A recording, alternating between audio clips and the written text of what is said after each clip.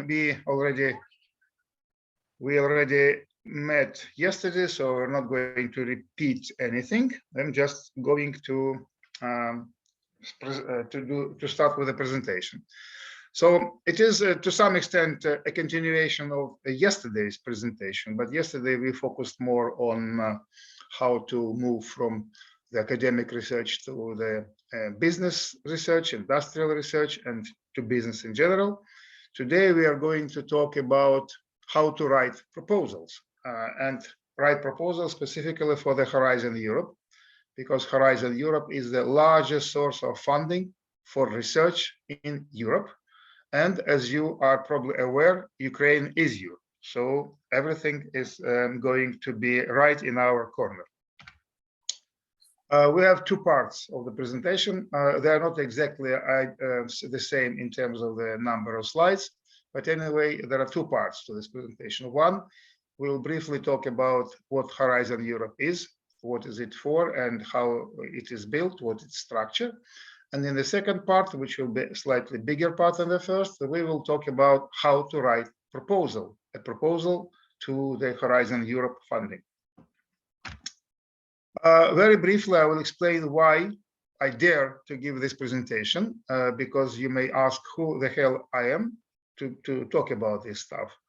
And you'll be right to ask this question, because there are many people who say that they know how to write proposals. I don't say I know how to write proposals. I will tell you what is my experience with them. Very briefly about my academic background. Here you can see I born and bred in Kyiv, Ukraine.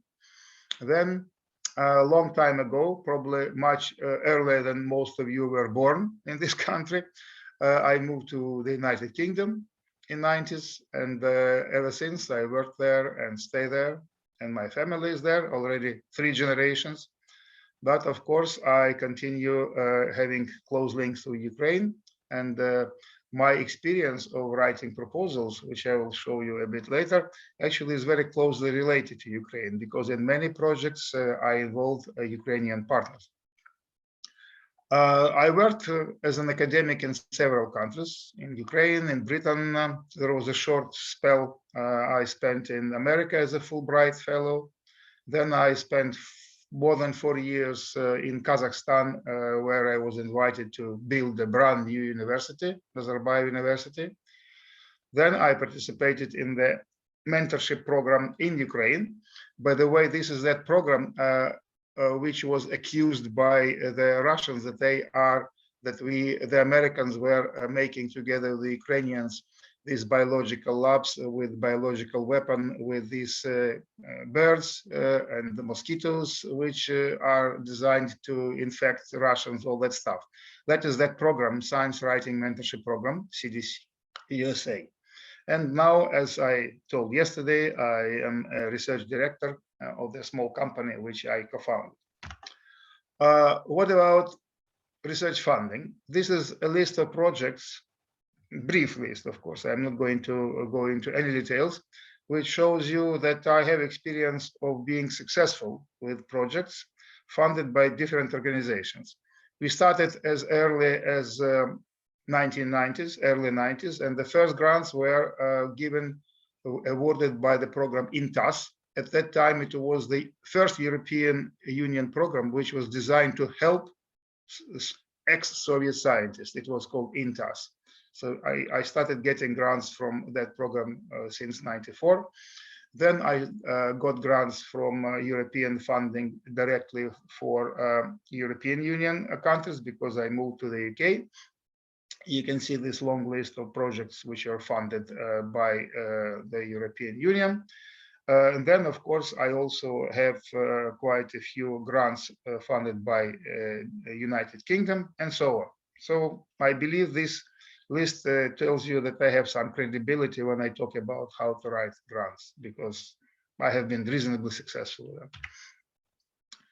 And as an industrial partner, I became only effectively 4 years ago. I already have a few grants which were written mainly by myself and my business co-founder. You can see that we also have quite a few grants.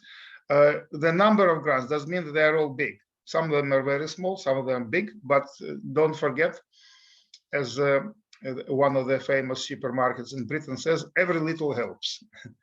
Money, there is no such thing as big money. There is only one thing which says there is not enough money. And that's why getting grants of all sizes and formats is always useful, if you can get them. Right, so, but another leg of this process of grant writing is also actually evaluating grant proposals. And from early 2000, well, I think the first time I started evaluating proposals was even in 1990s, don't remember exactly. But I joined the list of referees, potential reviewers of proposals, and I will tell you how to do that too.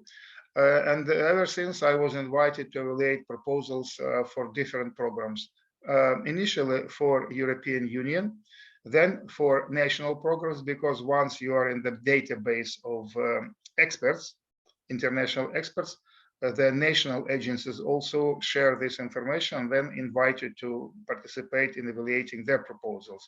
The latest I evaluated were for Romania. I evaluated 10 proposals in the last 3 months. We just finished them back in April. So it may sound a rhetoric question, why do you need to apply for grants? But nevertheless, it is something which does need clarification. First of all, in the developed countries, in the developed world, it is the main source of research funding. I will be mostly referring to the so-called Anglo-Saxon countries, because the United States and the United Kingdom are, without any argument and question, the leading research countries in the world. And their funding schemes are more or less similar, except that Americans have much more money. So whether you work at a university or research institution, or even in a small company, especially at the beginning of their career, you always need to get grants to fund your work. And this is the main source of funding. When you are a professor or an academic at the university, you have your salary, but the salary is paid from a different source of funding. If you want to do research, you need to apply for grants to get funding for your research. So you will be paid always your salary as an academic because you teach, but you will, if you want to do research, you always need to get external funding. So this is the main source of research funding. Because the state research funding is very basic. It is designed not to help you to develop research. It is designed to maintain your level of research at which you are now. And by the way, in the university ranking system, and you probably are aware of this system already because Ukrainian universities began to join this ranking system to understand where they are. The research activities, research achievements are one of the main criteria to be in the top of the world university ranking. And if you think about university ranking, well, the top 10 are usually the American British universities. Sometimes it is Harvard, sometimes it is Cambridge, but nevertheless, it is all the same big names. And if you look at the top 200 universities, it is still mostly American British universities in the top part of this list. And then you have universities from other countries. Why? It is because of research. Now, in some post-Soviet countries, and sometimes even I remember this was the case in Ukraine, not these days, I presume, that getting grants is considered as a derogatory action, and people were called grant eaters, grantoyedi. Now, as soon as you hear this word, you know that Comrade Putin is behind, standing behind and telling you that this is bad. So please remember, this is a nice indicator to know where this person stands in terms of looking forward or looking backward. Why this is the case? Why this word has been so derogatory in the mouths of many people, even scientists? Well, the reason is, if you get a grant, you are independent. You use your grant as you wish. Well, of course, within the limits. But the point is, nobody can tell you what to do with this grant. It is your grant, you deserved it, you won it, and you are doing what you plan to do, the research you want to do, and nobody can tell you do something different because it is your grant. Plus, of course, you can apply for grants for which you, for example, try to get funding in your own country, and you didn't. Maybe you were told, well, this is rubbish, this is not worth it, forget about this. And then suddenly you get this grant from international funder. So what do you think people who told you forget about this will tell now? They will say, oh, you're a grant eater. Oh, you are not nobody. No, forget about this. It is the main source of funding in any kind of research, in natural sciences, exact sciences, humanities, and even often in education, because I know that your university participates quite well in the Erasmus program. So it is also grant funding. The main source of funding for Europe is so-called framework programs. They started quite a long time ago. The first one was in 84. And since then, the budget grew steadily, and sometimes maybe not steadily, but even faster, because the importance of research is has been recognized gradually by the European authorities. Moreover, they know that research is the word, as I said yesterday, which is not particularly popular in the European society. That's why you need to make sure that this research is funded to do something good for the society. So the largest funding comes with the framework program 9, which has the name Horizon Europe. It started last year. The first call was last year, I think in March, about a year ago, with a record high budget of 95 billion. And don't forget that this time, although the budget is higher, Britain is not part of this budget because it went into Brexit. So that's why the funding increased very significantly. So this how this investment is planned to be spent in the next in the duration of this program. So these are the numbers which are given officially by the European Commission to explain what they are trying to target. So these are quantitative measures which they want to achieve.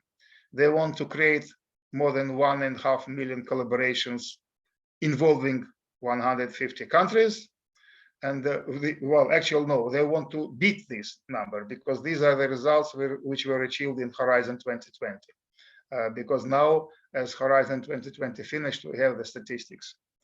And you can see what was achieved during the funding period in the previous 7 years. How much money was spent on which directions. What is important, 84% of the research investment in this program were dedicated to the United Nations Sustainable Development Goals. I briefly mentioned it yesterday. I will repeat this slide today. And they estimated that the labor productivity increased by about 20% thanks to the funding of the research, which was then converted into something useful for the society, and so on. And by the way, they did find, I think they found extra 50 million euros to support the research in the coronavirus activities, which suddenly happened in the final years of Horizon 2020. Now, this is the statistics which you don't need to remember, but I want to show you these statistics because the United Kingdom in Horizon 2020 was the most successful country in research in terms of getting grants from the European Union. So if you ask me personally whether Brexit was good or not, I would say I don't know about the rest of the British industry, but I will tell you that pulling out of the European Union made it worse for Britain because Britain was most successful in getting funding for research from the European Union, to which it contributed its money, but this is the case. Now, if you look at the funding structure of research in the United Kingdom, you can see that the funding coming from that the statistics is not finalized because not all the programs of Horizon 2020 finished yet. That's why it is a previous program. You can see Framework Program 7. You can see that about only 3% of the British funding came from the Horizon, from Framework Program 7. The rest of the funding comes from the British own sources. This is a typical situation for a very developed country. In fact, in Europe, countries like Germany, France, and Britain, most of the research funding comes from national sources. And yet, they also apply for funding from Europe because European funding is also prestigious. And after all, 3% of funding, which total has something like 226 billion euros, 3% of 220 billion is not a small number. Plus, it is important to know that if you, for example, look at the research expenditure in countries like Greece, Portugal, so lower level countries in Europe in terms of research, their share of European funding in terms of the national research is much higher. In Greece, for example, up to 50% of the research money comes from the European Union. And I would say probably this is something which Ukraine should keep in mind. Ukraine in these terms is, in terms of economy, in terms of the development, is closer to the new members of the European Union and to countries like Greece. And you should keep this in mind, that significant research funding for your national research should come from Europe. Now, remember this figure. So it was 226 billion in total, and of this money, you can see this figure 8.8 billion euros from the European Union for the UK. 8.8 billion. Remember this number. In Horizon 2020, it received already 7 billion, and it probably will climb above 8.8 because the projects haven't finished yet. What about Ukraine? Ukraine cannot be compared equally with Britain until it became an associated country, which Ukraine signed in 2015. And so it started participating in the European funding as an equal partner, more or less equal, from 2016. Nevertheless, it's quite a long time. So if you look at the latest statistics, which I did yesterday, to make sure that I have the latest data, you can see the statistics for Ukraine. How many organizations participated, how much money they received from Europe, and what is the success rate. Now, what is interesting? The success rate is not much lower than the average success rate for Europe. To 12.7 against 14% means that the Ukrainian partners were reasonably successful and not much worse or not worse at all than average European country. Nevertheless, the number of participants and the total money which Ukraine received is minor. If you compare 85 million euros and 9 billion euros, the UK, now think about the UK has 60 million people, Ukraine has 40 million people, at least had before the war. Do you think this is the good ratio? How can you explain this ratio? The answer, in my opinion, is in the fact that the Ukrainian researchers are still not very aware of this opportunity. They don't believe that they can get it because they are told many stories how difficult it is. They're told it's impossible and so on and so forth. And oddly enough, these words, difficult, impossible, are probably not far from being correct. But nevertheless, people apply and people get funding. So this is what I want to encourage you to do. And I will try to explain you how you can improve your chances of writing a better grant, hopefully using some of my tricks and my previous experience, and you can call it acquired wisdom. And remember, I told yesterday that the first 𝗖𝗵𝗄𝗆 project was just awarded to the Ukrainian company, to the person from the Ukrainian company, ANAMAD. It's a chemical company in Kyiv, and this accounts for 1 0.01% of all the ERC projects funded by European grants. Right. So now, what about Horizon Europe? Let's talk about what is now. Let's forget about Horizon 2020 and the previous programs, and let's focus on Horizon Europe. These are the words which I don't want to repeat very much. You can see them here, and you obviously will have my presentation after we finish. But the main idea is strengthen the European Union scientific base and strengthen the so-called European Research Area, ERA.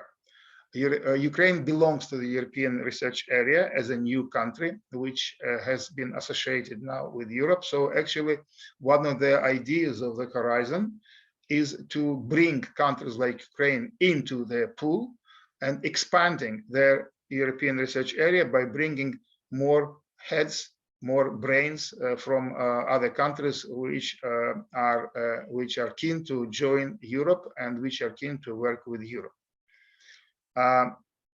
By the way, Europe in this sense is quite selective. For example, in the previous program, Europe was very happy to collaborate with countries of so-called BRICS group: Brazil, Russia, India, China, and South Africa. They're still not against collaborating with these countries, BRICS, minus Russia these days. But they say, look, your countries have a good economies. Well, China is the second largest economy in the world. Why should we pay for your research? If you want to collaborate with us, you pay for your share of a project, we pay for our share of the project. So in that sense, Europe is quite selective whom they pay and whom they don't pay. But this selectivity is based effectively on the income of these countries, which they can share. So Europe definitely funds research for the European Union. It funds research for the associated countries like Ukraine, and it also funds projects in which so-called countries of third world are involved, developing countries. So they can get the share of this funding, but there are some conditions. For Ukraine, there are no conditions. It is on a par with the EU member state in this sense. So Ukraine can participate in all mechanisms, in all programs of the Horizon Europe. So this is their geography. Member states, 27, and associated countries. You can see now that Ukraine joined the honorary list, which includes countries like UK and Canada. So it's not just only the countries which are neighbor countries, the countries which also share some values with Europe and aspire either to be part of the European Union or to work closely with European Union. So these countries have equal standing in terms of getting funding. There's only one limitation that in some programs they say it has to have a minimum number of 3 countries, of which at least one should be the member state. So, but this is a very minor thing. And the partner countries which are eligible for funding are countries which are on the so-called ODA list, Official Development Assistance. These are countries with low income. Ukraine, by the way, is also a member of this ODA list. And there are some other associated countries which are also on this list. So Ukraine counts in both ways, as an associated country and also as the partner country on the ODA list. Where you can find information about the EU. Everything which I'm going to tell you about this Horizon Europe, you can find yourselves on this website. And I do encourage you to do this regularly. I encourage you to explore this website to understand how it works and to become a visitor of this website at least once a month, because Horizon Europe is such a big, diverse and dynamic program that there is always something new in this program which you may not want to miss, because this this initiative may be right in your court. So what you need to do, I mean, you can have access to this website without registering on it, but it is better to register as an individual, because it will take you only 5 minutes to register. And after this, you need only to put your name, you need to put your email address. I think that's it. You get your confirmation and you can then join in. It's a very easy to and accessible website. But you may want to make one step further, which will take probably another hour or more, even a bit more.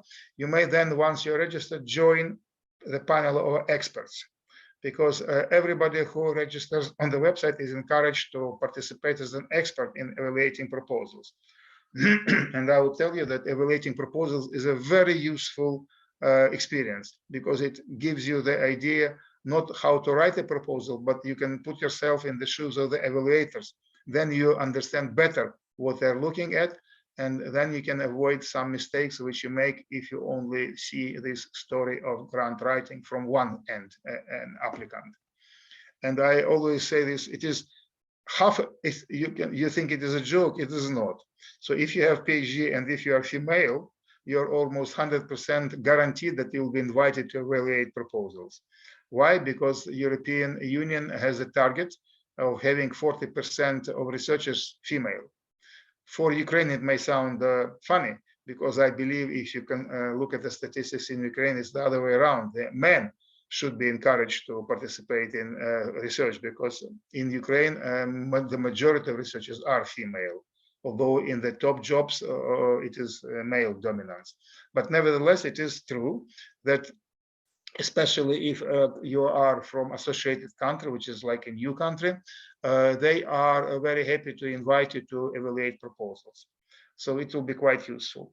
But it will take probably a couple of hours to understand how to fill these statistics, this data, to become fully registered. But please spend this time, or at least if you don't want to do evaluation, or you don't have PhD yet, technically you can even apply if you have a master's degree, but I would say PhD is definitely a much stronger bet that you will be invited to evaluate proposals. So I would recommend you to do that.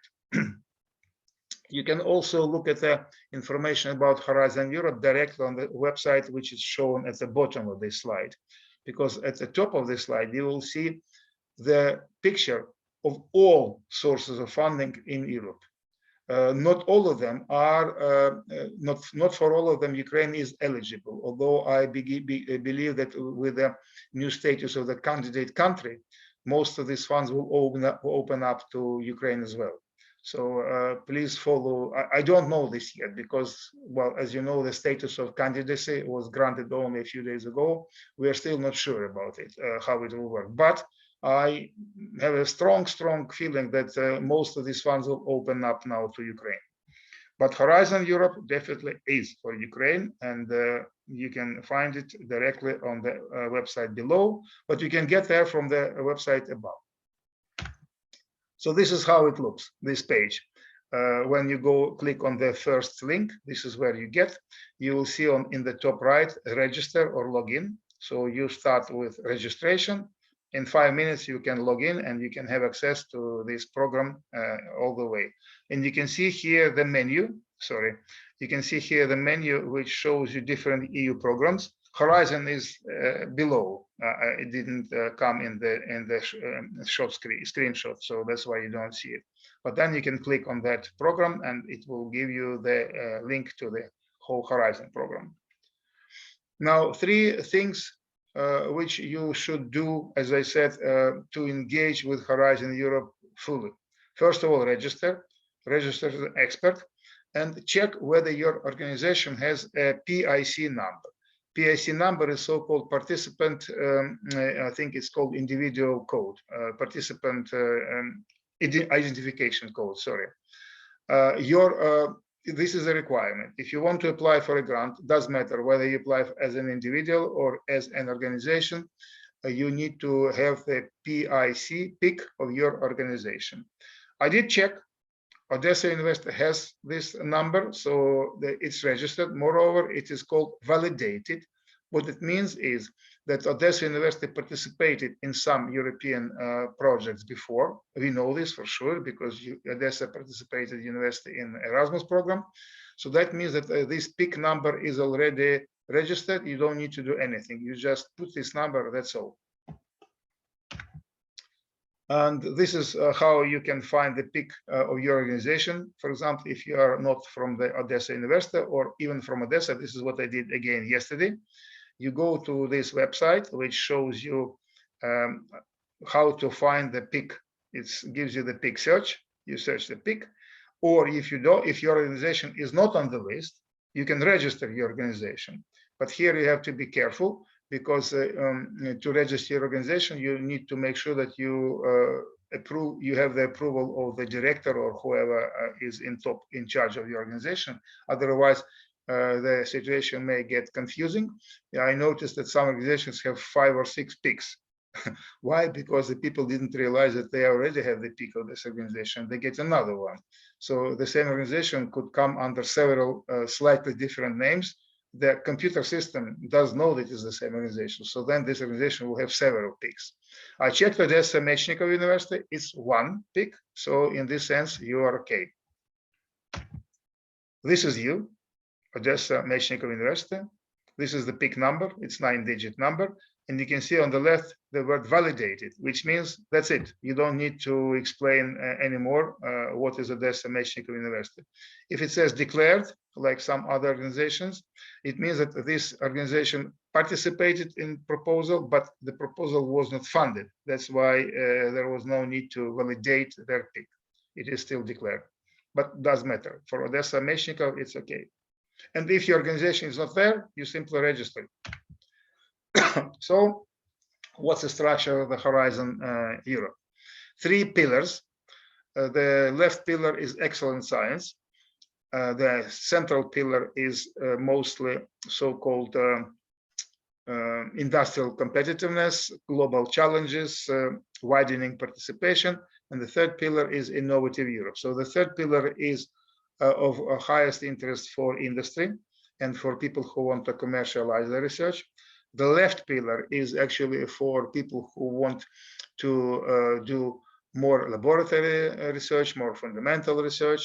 The emphasis is there. And the central pillar is a mixture of both. And you can see it has several clusters which give you the titles of the activities which will be supported in this pillar too. So what it means, I'm not going to go into the details of the structure, but what it means is if you, for example, find in pillar 2 something which is suitable for your research interest, then you start looking at the competitions in pillar 2 more closely, more regularly, because there are many sources of fund, many different calls which you can find there. And in pillar 3, as I said, it is a more focused on the commercialization of research. It is still research. Don't misunderstand me. Horizon Europe funds only research-driven projects. Nothing to do, for example, if a big company comes and says, "Oh, you know, we almost completed developing a brand new washing machine. Give us a bit money and we will make it the best washing machine in the world," they wouldn't fund it because it's not research in their sense. It is not, or more exactly, it is not the cutting edge research. Horizon Europe wants to fund only the best research, the advanced research, the cutting edge research, the novel and original research. Why? Because this is the research which is worth the highest risk of investment. Every investment is a risk. But if you invest in something which is risky, but it may bring huge benefits to the society, then you do it. Because this is the philosophy of Horizon Europe and the previous European funding programs. So also there is so-called horizontal activity. Horizontal activities usually don't have their special call. They are just cutting across all 3 pillars. And you can participate in horizontal activities through one of these pillars. The structure is similar to Horizon 2020. So if you are familiar with Horizon 2020, you wouldn't find too many differences, except that some words have changed. And of course, there are some changes in the funding mechanism, all that stuff. So this program is designed, again, this is all about 3 pillars. The pillar on the left, which was science, you can call it excellent science. The brief name of the pillar 1, excellent science. And it says here unequivocally, scientific and technological excellence. The second is societal values, green economy, digital economy, circular economy. These all usually come in the pillar under the pillar 2. And the third pillar is really about competitiveness in the world market. So to put it briefly, European Union wants to compete with America, with China, and with other powers of the world, and wants to be ahead in this competition. Now, being competitors does mean being enemies. For example, no way that European Union is enemy of the United States, of course. But the Americans want to keep their competitive advantage. So it does mean that they easily share with Europe what they achieve. So in the same way, Europe is happy to collaborate with America if it benefits Europe. America will collaborate with Europe if it benefits America, but each player wants to be a player number 1. But America is number 1, nevertheless, at the moment. And there are 5 missions. These 5 missions are also a bit horizontal, so they can come through all 3 pillars, but nevertheless, they're mostly focused in the second pillar. And you can see the main topics of these 5 missions. I'm not going again into the details what is the word mission, what the word mission means. You can find it all in detail in the program of the Horizon Europe. But again, I think you may find here, especially if it is a biology, biotechnology, I think you can find here quite a lot of missions which appeal to your research interests and expertise. So, as I say, they're in pillar 2, but they have but they links with other program areas. The missions were created actually, but not formalized until recently. Only in 2021 and 22, their formalization is coming to closure. So I think by now all 5 missions are active and formalized, but they are still finalizing some bits of their missions. They're basically trying to invite big companies to invest into these missions too. So they wanted to not only to spend the money of the European Commission, but also want private business to come with their own money and bring in their money to create some synergy. Now in more detail, excellent science, pillar 1. This is probably something which appeals and this is where actually Ukraine was most active in the previous Horizon 2020. But as I said, in the European Research Council, it didn't have much success at all. And the reason for that actually is that I would say in most cases, Ukrainian scientists were not ready for the level of the European Research Council program. ERC is the most prestigious type of grants in Europe. If you get an ERC grant, I mean, in Ukraine, everybody will hate you, following our national tradition that you hate success of others. It's probably a bit exaggeration now. Hopefully, Ukraine is changing now very rapidly, thanks to the enemy from the east and north, that now we help each other, we collaborate with each other because we are united by the common goal. But as you know, Ukrainian saying, there are 2 Ukrainians and 3 hetmans. So this is a typical thing, unfortunately, for our mentality. And this is what has to change. But at the moment, we don't worry about this change because we had only 1 ERC grant to date. Oddly enough, this is where I want you, especially if you have PhD or are going to get PhD very soon, or you got your PhD in the last 8 years. So if you are a young researcher in that sense, I would encourage you to look into this program. The reason being that there are several levels of the ERC grants. I will explain them a bit on the next slide. But the best chances you have if you are a young researcher to get this grant. I will explain in a moment why. And actually that first ERC grant, which was won by the Ukrainian researcher, it was won by a young researcher. I think he's about 32 or something like that. Now, the second group of projects funded by Excellent Science is Marie Curie Actions, or Marie Skłodowska-Curie Actions. Sorry? There is a great variety of these programs, and we will talk about them again briefly. And I also encourage you to look into that. Research infrastructure is something which is above the individual or even a single organization level, so we are not talking about this at all. ERC. Four types of grants: starting grant, consolidator grant, advanced, and synergy. And this is, and you can see here the brief details. Who can apply for the starting grant? The starting grant is less than 7 years of experience since completion of PhD. So it's not about your age. It's about your experience after you got your PhD. You may be 100 years old, but if you got your PhD at the age of 95, you are eligible for a starting grant. And then the next grants is for the people with higher experience and longer term of research experience. Consolidator, you can see it is for people who have been in research activities for about 10 years.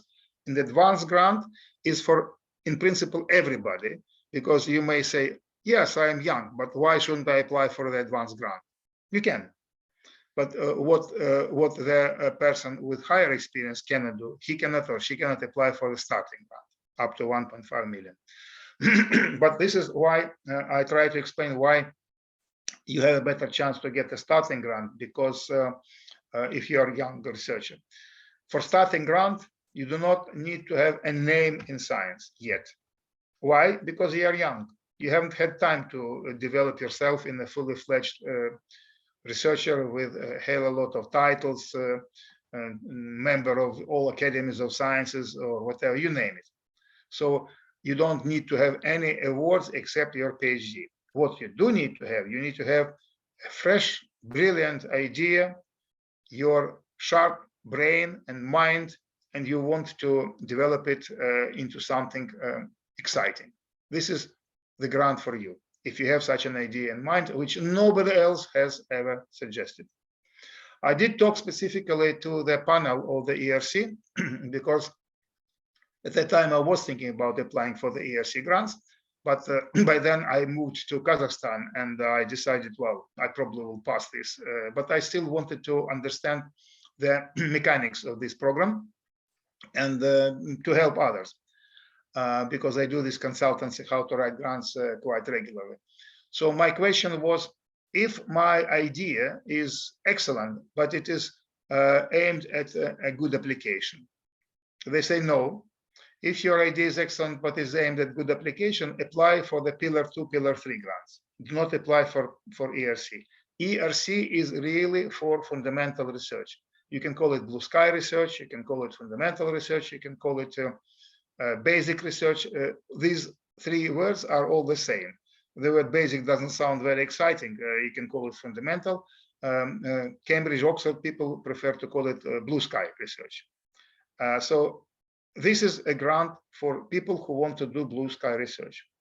And why it is important when you're young, as I say, you are not overburdened. You don't need to give evidence that you are a great scientist because you're young. You didn't have time to prove it. That's why you have a better chance. For example, if you want to apply for advanced grant and if you're a professor, you do need to provide evidence suggesting that you are really good. Because after all, if you have been in research for 20 years or something, you need to show signs of your excellence. And maybe you had some medals for your scientific achievements. Maybe you were awarded some great titles, like let's say member of the Academy of Sciences, that sort of things. You do need to show that. So that's why competition, the higher you go up the ladder in the ERC, the more tough is the competition. So that's why younger researchers have a better chance. And this is your grant, your personal grant, up to 1.5 million euros. The grants go up with advanced grants and so on. You can see that 7 Nobel Prizes and 4 Fields medals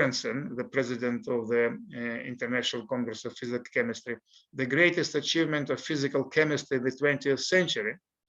And Bell also published his paper, which was not a real paper. It was a protocol how to mix reagents and do this reaction. He published 7 lines of this protocol in the journal, something like Proceedings of the Belgorod Institute of Technology or something like that. That's it. But it was a great idea. And if you are a real scientist, you do not look for where the paper is published. You look for what is in this paper. So in that sense, stop worrying about how bad your publications, in your opinion, are. It does not matter if you have the great idea. So go for this 𝗟𝗏𝗃. Now, Marie Curie actions. This is probably the most recognizable type of actions in the European funding. There are several types of these actions. They are for individuals, they are for groups, they are of different formats.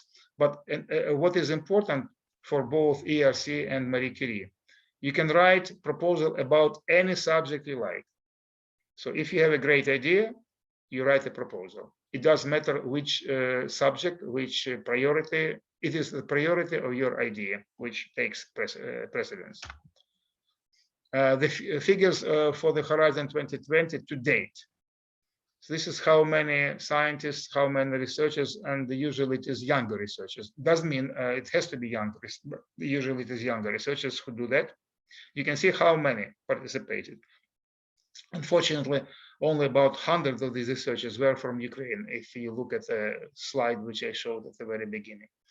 I'm glad to say that of these 100 of these researchers, quite a few were from Ukraine in my lab.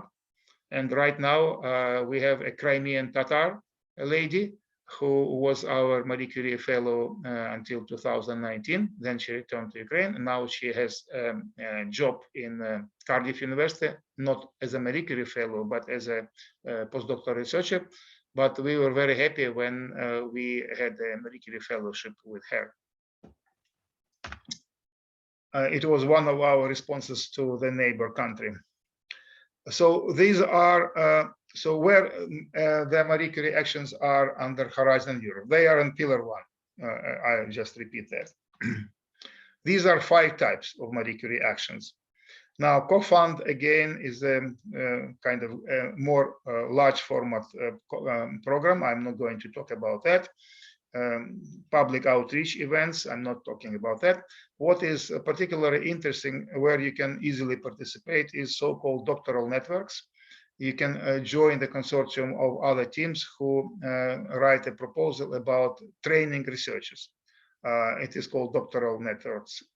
And you can also apply as a postdoctoral fellow, and you can also participate in the program called Staff Exchanges.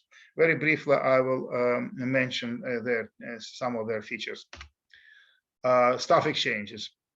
They usually have the highest success rate. That's why they are, I would recommend you to look into them. And the proposals, again, can be written about anything. And we just submitted in March, in response to the first call, we submitted our Staff Exchanges proposal with Ukraine. And we hope we will get it, but we will hear about this in August. So what it is about, it is this is a program, the program which funds exchange visits.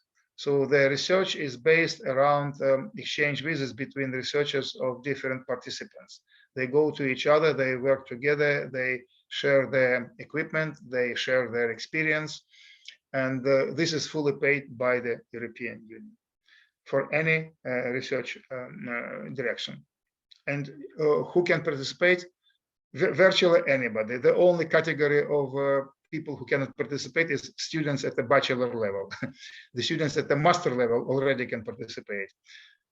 Economists can participate, accountants can participate, even technicians can participate. Why? If they are working to support research, they are eligible to participate too.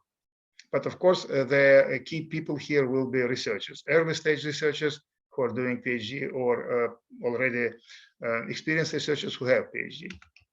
Postdoctoral fellowships. These are very useful fellowships. And by the way, in the current situation, you might want to consider it to apply for the postdoctoral fellowship, especially because Europe gives some additional support to the Ukrainian scientists in this context. It is a project between 2 parties. One is the individual researcher who wants to come to the university or to another organization in another country for 2 years to do research. This is called postdoctoral fellowship. It's actually a very financially strong fellowship. The fellow gets paid quite a lot of money, 5,000 euros per month. So usually it is more than enough to come with your own whole family to work. But more important, you join the cohort of excellence, because people who have the individual Marie Curie fellowship grants, they are a kind of exclusive group of researchers who are a potential pool of high-profile researchers for future academic career in Europe, including Ukraine, because I repeat, Ukraine is Europe. Pillar 2, clusters. I wouldn't talk too much about this. I will simply remind you that this is a program in which you can find applications, you can find the topics of interest to you. Be careful. It does mean that if you have a project on health, you can apply. You have to look into the details of the call, because imagine that if they announce the call for health, how many millions of proposals they can get. So because of that, each call is more narrow. It will be within the topic health, but it will be dedicated to some theme, one theme or another. And quite often these themes will change. That's why it is important to monitor these calls, because the theme which you missed just 2 days ago, we may not repeat again. That's why it is important that you keep monitoring these calls. Part 3, Innovative Europe. Again, this is, I would say, European Innovation Council now is the most advanced part of this program, and it has the largest budget. It supports innovations, and it does mean that you have to be a company to apply for this grant. You can be a university, but what it means is you still need to have at least 3 partners from 3 different countries to apply for this grant. And of course, it will be nice if you include companies in these proposals, because that shows your intention really to commercialize, to develop the business of this research. Just a few words, the Pathfinder.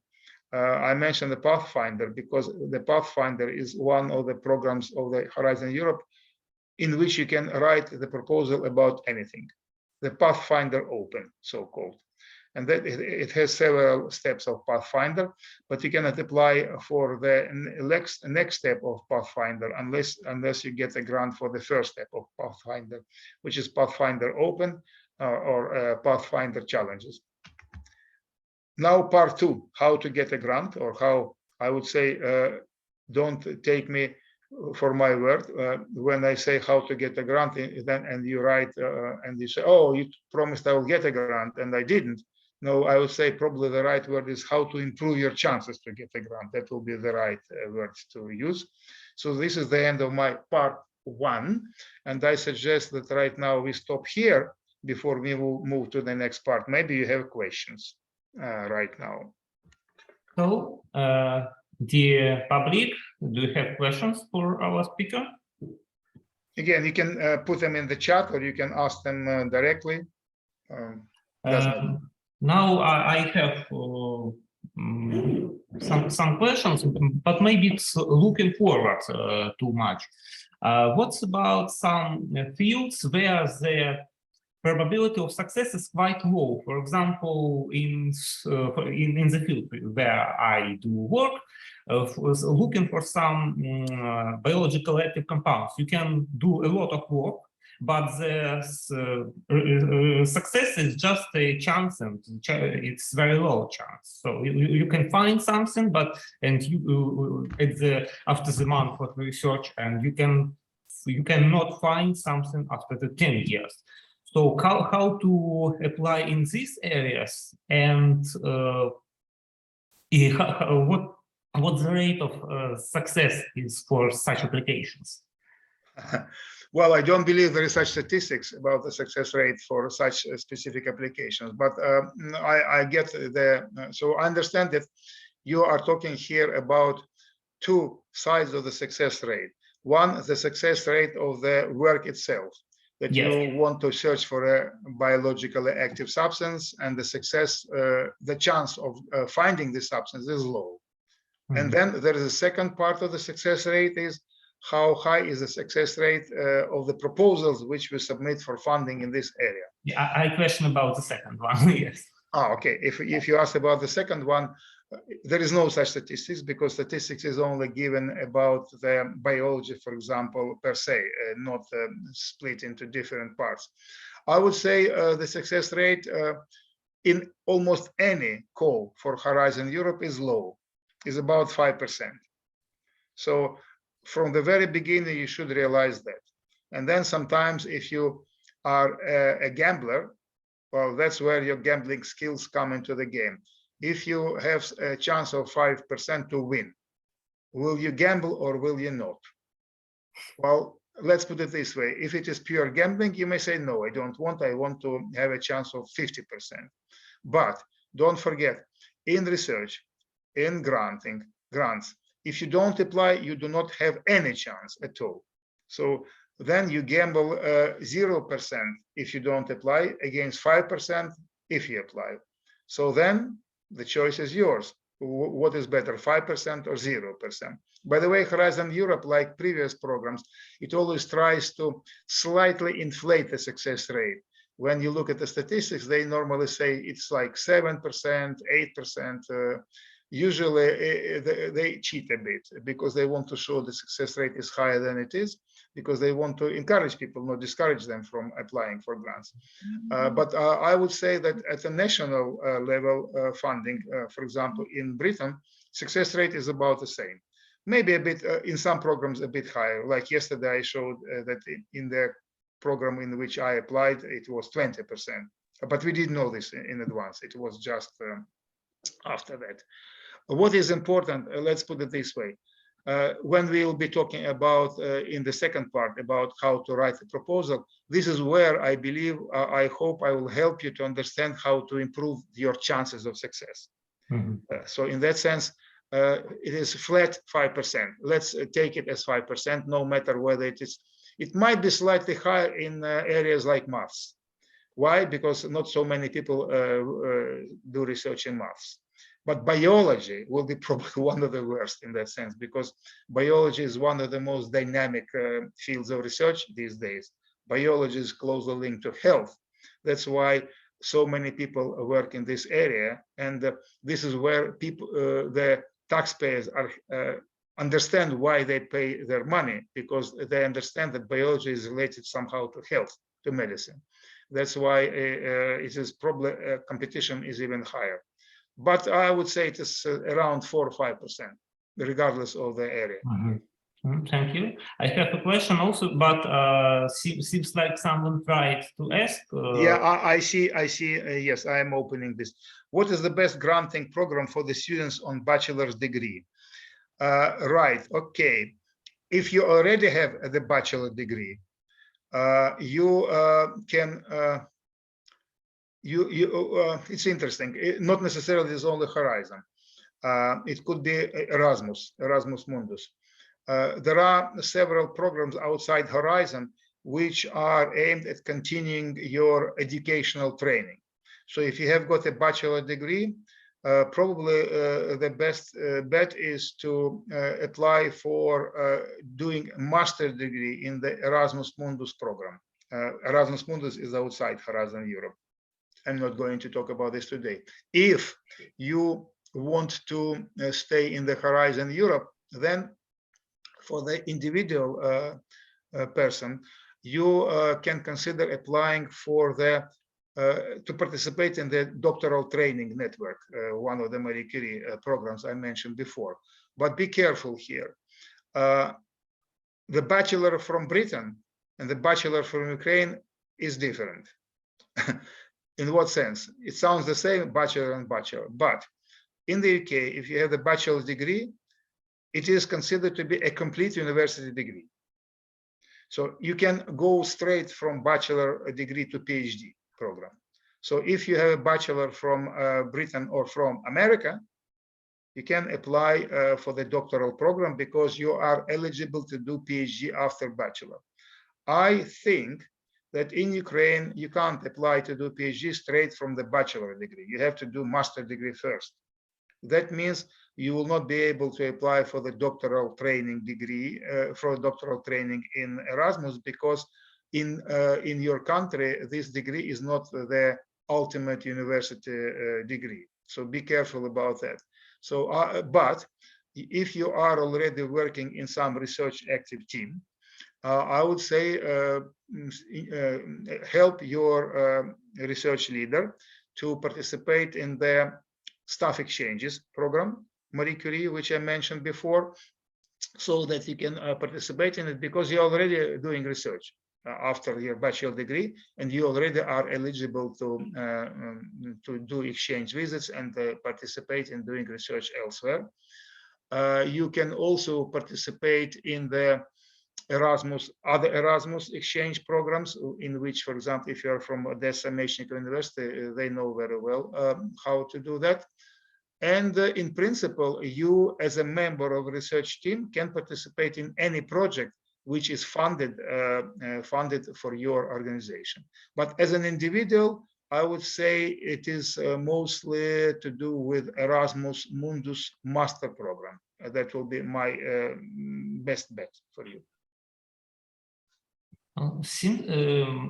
Maybe it's a mistake from my side, but seems like someone tried to ask orally. Didn't? No one? So well, if somebody wants to ask orally, please do so. Yeah. Yes, it's possible.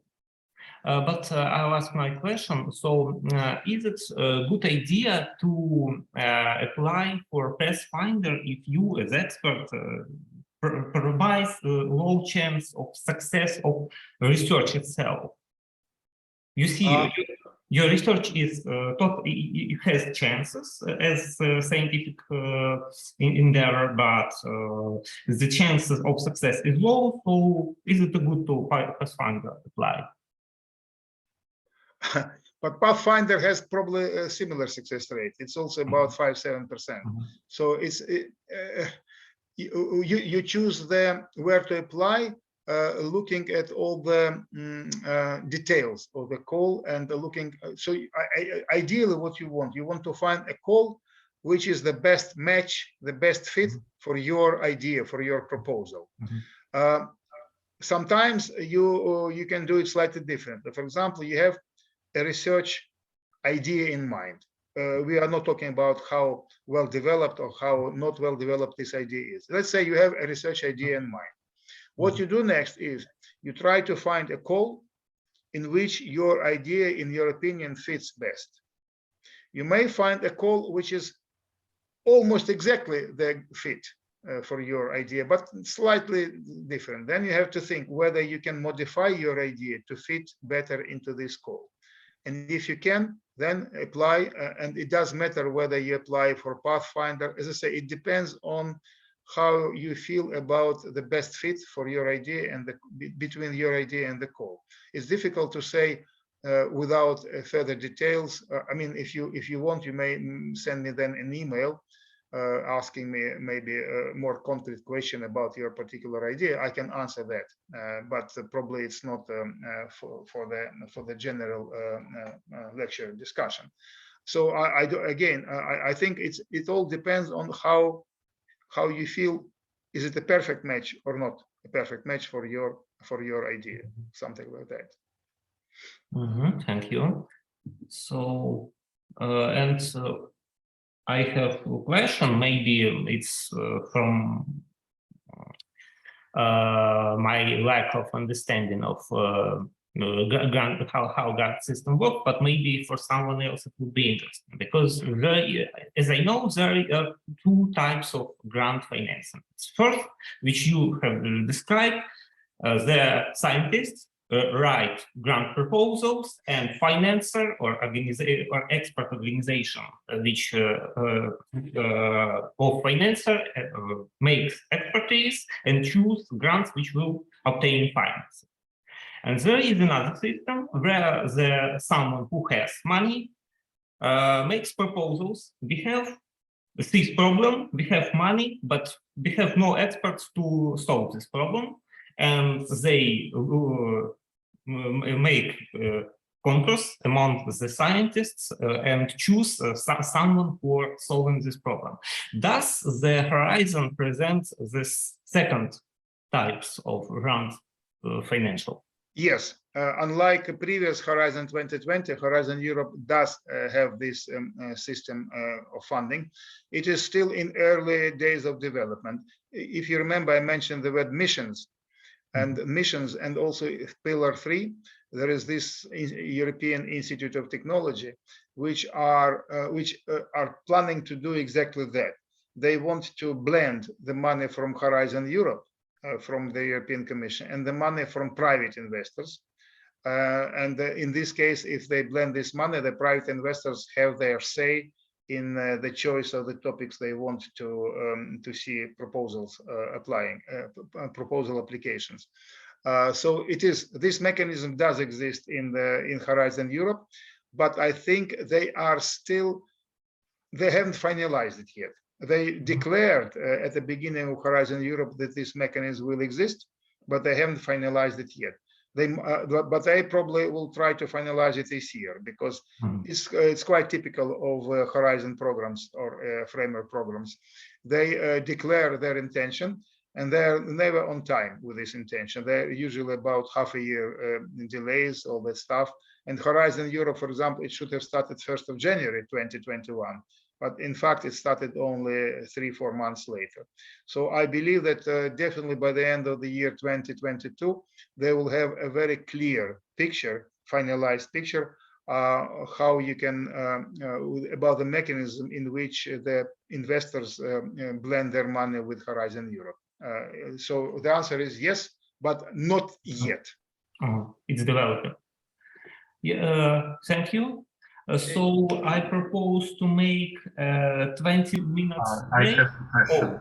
Question. It's great.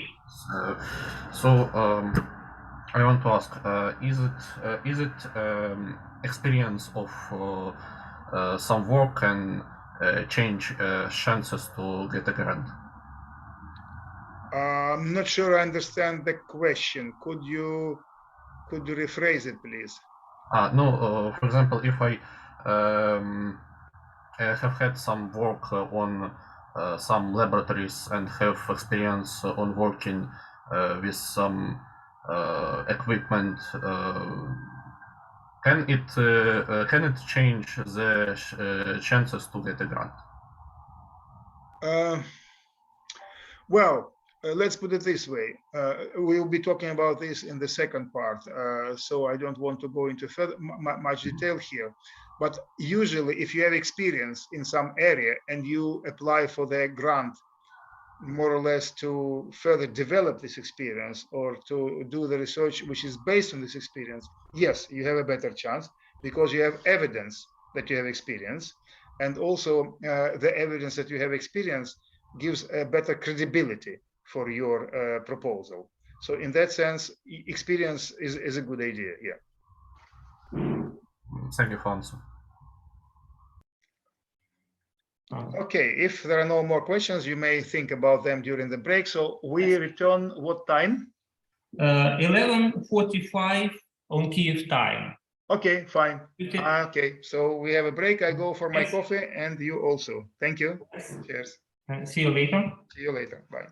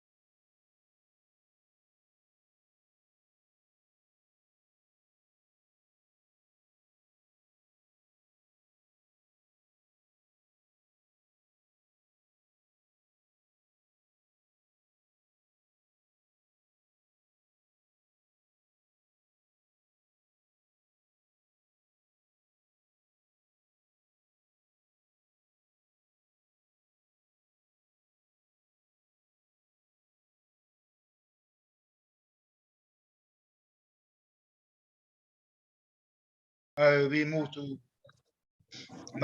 to the second part of the presentation. Is how to write the grant. What are the key aspects you need to look at when you're writing it?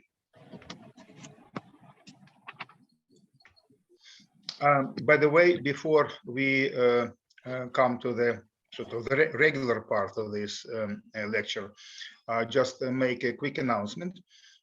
Because of the war against Ukraine, the European Union has, and Britain too, have proposed some urgent measures about how to support the researchers, Ukrainian researchers. This is the information you can get about what the British government offers to Ukrainian researchers. This is the website.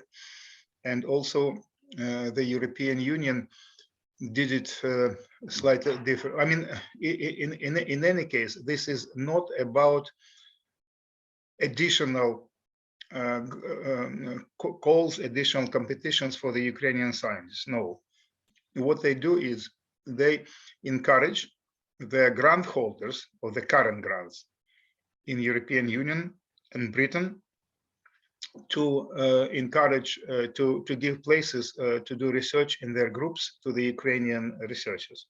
So it means that it is if you are planning, or if you are already abroad, and if you are from Ukraine and you were in Ukraine before the 1st of January this year, you can apply for the job on this grant in one of these organizations which have such grants. In Britain, for example, there are several universities. They also voluntarily allocated some additional funds to offer places for researchers from Ukraine. But you have to keep in mind, this is not for the Ukrainians to do research in Ukraine. This is for the Ukrainian researchers who, for various reasons, had to leave the country. And if they come to the West, instead of trying to search for non-professional job, they can apply for such jobs on existing grants. For example, in Europe, there are several European Research Council grant holders. And I said in the first part that these grants have a budget of a couple of million euros. And what it means is they have vacancies. They may have vacancies for researchers which they haven't filled in. So the message is, please consider the Ukrainian researchers and give them the priority if they apply. So this is something for you to keep in mind. I appreciate that this is not suitable for many of you or for most of you, but nevertheless, there is this additional chance. And Europe, as we know, it is a bit slow in taking decisions, but once it started taking these decisions, it will accelerate. They now are planning to announce additional calls specifically for collaboration with Ukraine. And I do expect that these calls will come very soon in near future. Again, please monitor closely the European, the Horizon website. They will make these announcements. You can also check the opportunities by typing the word Ukraine and searching for this. But as I say, today we are not going to talk about this specific case because this is a one-off chance. We are talking about in general how to write proposals of better quality. So first of all, you do need to do a lot of preparatory work. So first of all, as I was answering already a question after the first part, that try to find the call which matches your interest as close as possible. That applies, of course, to those calls in which the topics are given in the content of the call. Because if you're applying for grants in ERC or Pathfinder Open or Marie Curie grants, they are in any area. You don't need to worry about the monitoring of the calls. You just only need to know the dates. That's all. And just by that date, you need to submit a proposal in any area of your choice. But nevertheless, there is always some important preparatory work to do.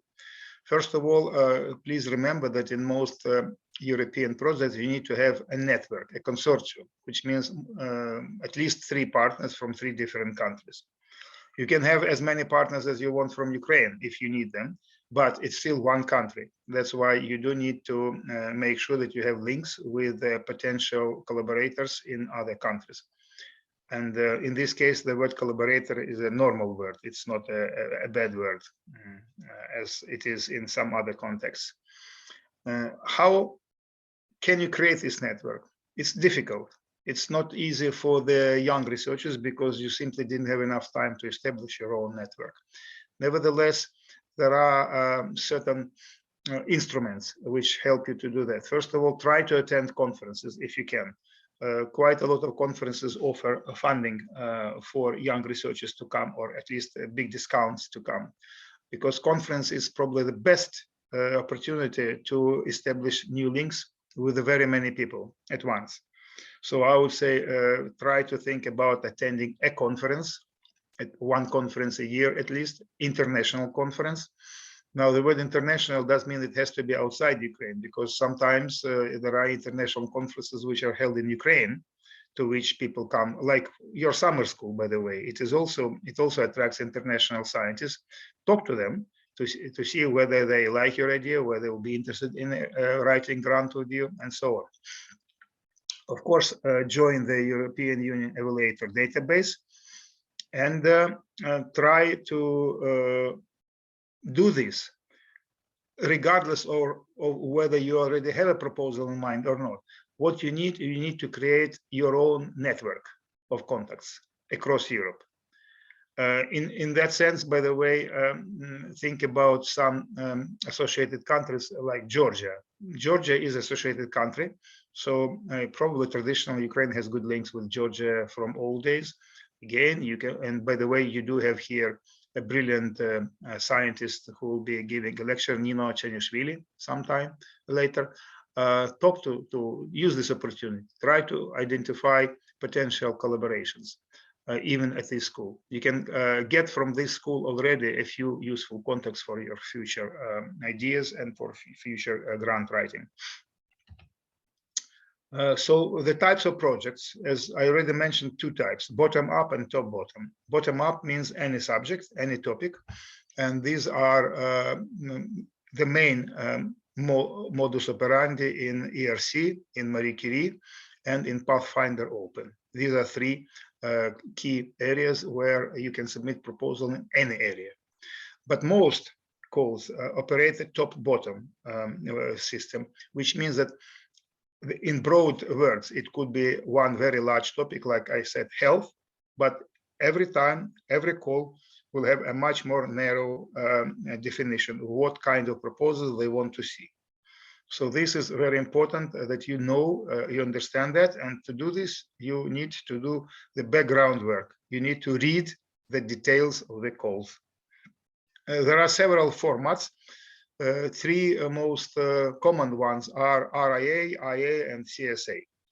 I would say that usually for researchers, from academic researchers, RIA is the most common type of grants, which is more or less a normal research grant. You get money, you get funding for doing research. IA means that you do need to have a stage at which you test your research, you validate, verify your research in the industrial environment. So it does require more advanced technology development. And CSA is coordination support action, is what I call drinking coffee paid by Brussels, because these grants are more like a discussion platform to discuss the priorities. For example, if Horizon Europe wants to go forward with the Green Deal topics, which are the most important topics.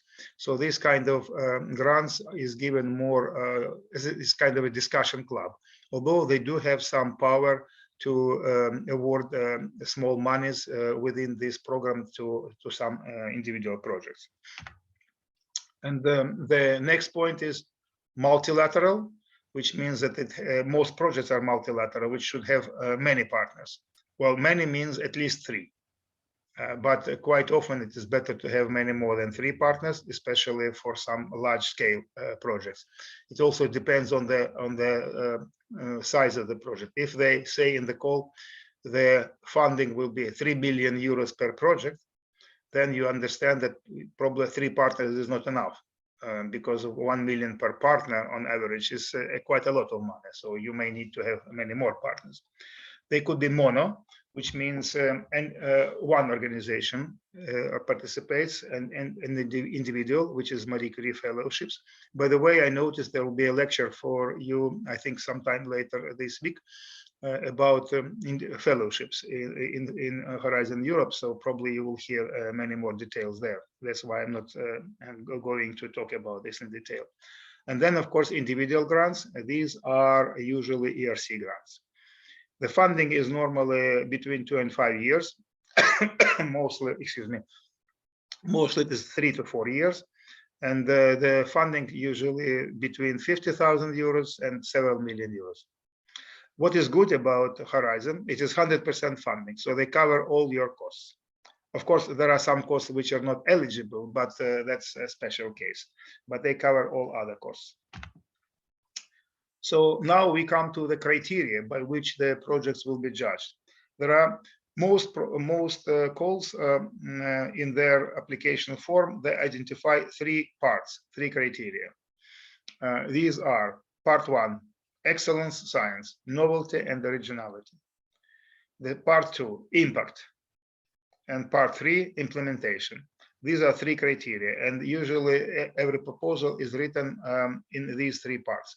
There could be some additional supplementary parts, but they are normally not evaluated. These are the 3 parts which are evaluated. When you apply for Marie Curie fellowship, individual fellowship, or ERC, there could be additional part which is specifically about yourself, to write more about yourself. It's kind of CV. So again, I will be repeating these 3 main criteria throughout the lecture, but also I'll be going in more details here. So part 1, science and technology quality. Make sure that it is relevant to the topic of the call. This is, as I say, if it is a bottom-up proposal, does matter. There is no relevance to the topic. It is any call. But if it is a specific call, make sure that your science which you offer matches the call. Because if you try to bend your proposal towards this call, it's, first of all, it is very easily discovered, because you can see that the person put an effort to bend the proposal to the call. And secondly, a much simpler reason why you don't do that, because there will be some proposal which match the call exactly. And if your proposal doesn't fully match it, then it will be disregarded no matter how good your science is, because it is not relevant to the call. So what you need to describe in this first part is you need to describe the concept, the aim, and the objectives, and so on. We will be uncovering this in further details in the next slides. The second part is impact.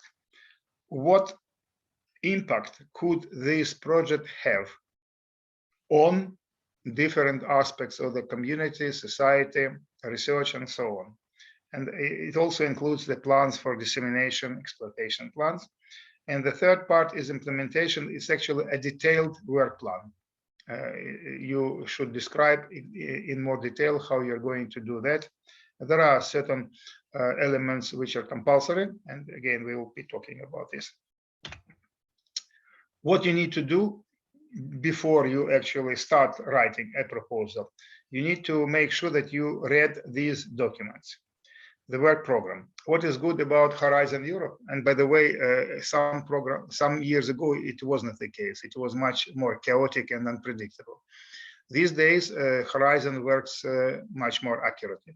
So first of all, at the beginning, for example, when it was 2021, they published around March, April 21, they published the work program for the whole Horizon Europe for 2 years, completely for 2 years. Now, if you ever come across the whole program, you find it is bigger than the Leo Tolstoy's War and Peace. It's like 900 plus pages. Of course, as soon as you see this volume, you lose any drive to read it, and you don't have to. Because first of all, in the work program, you need to look at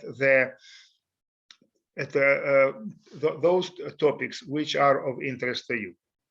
So, for example, this work program is published in different parts.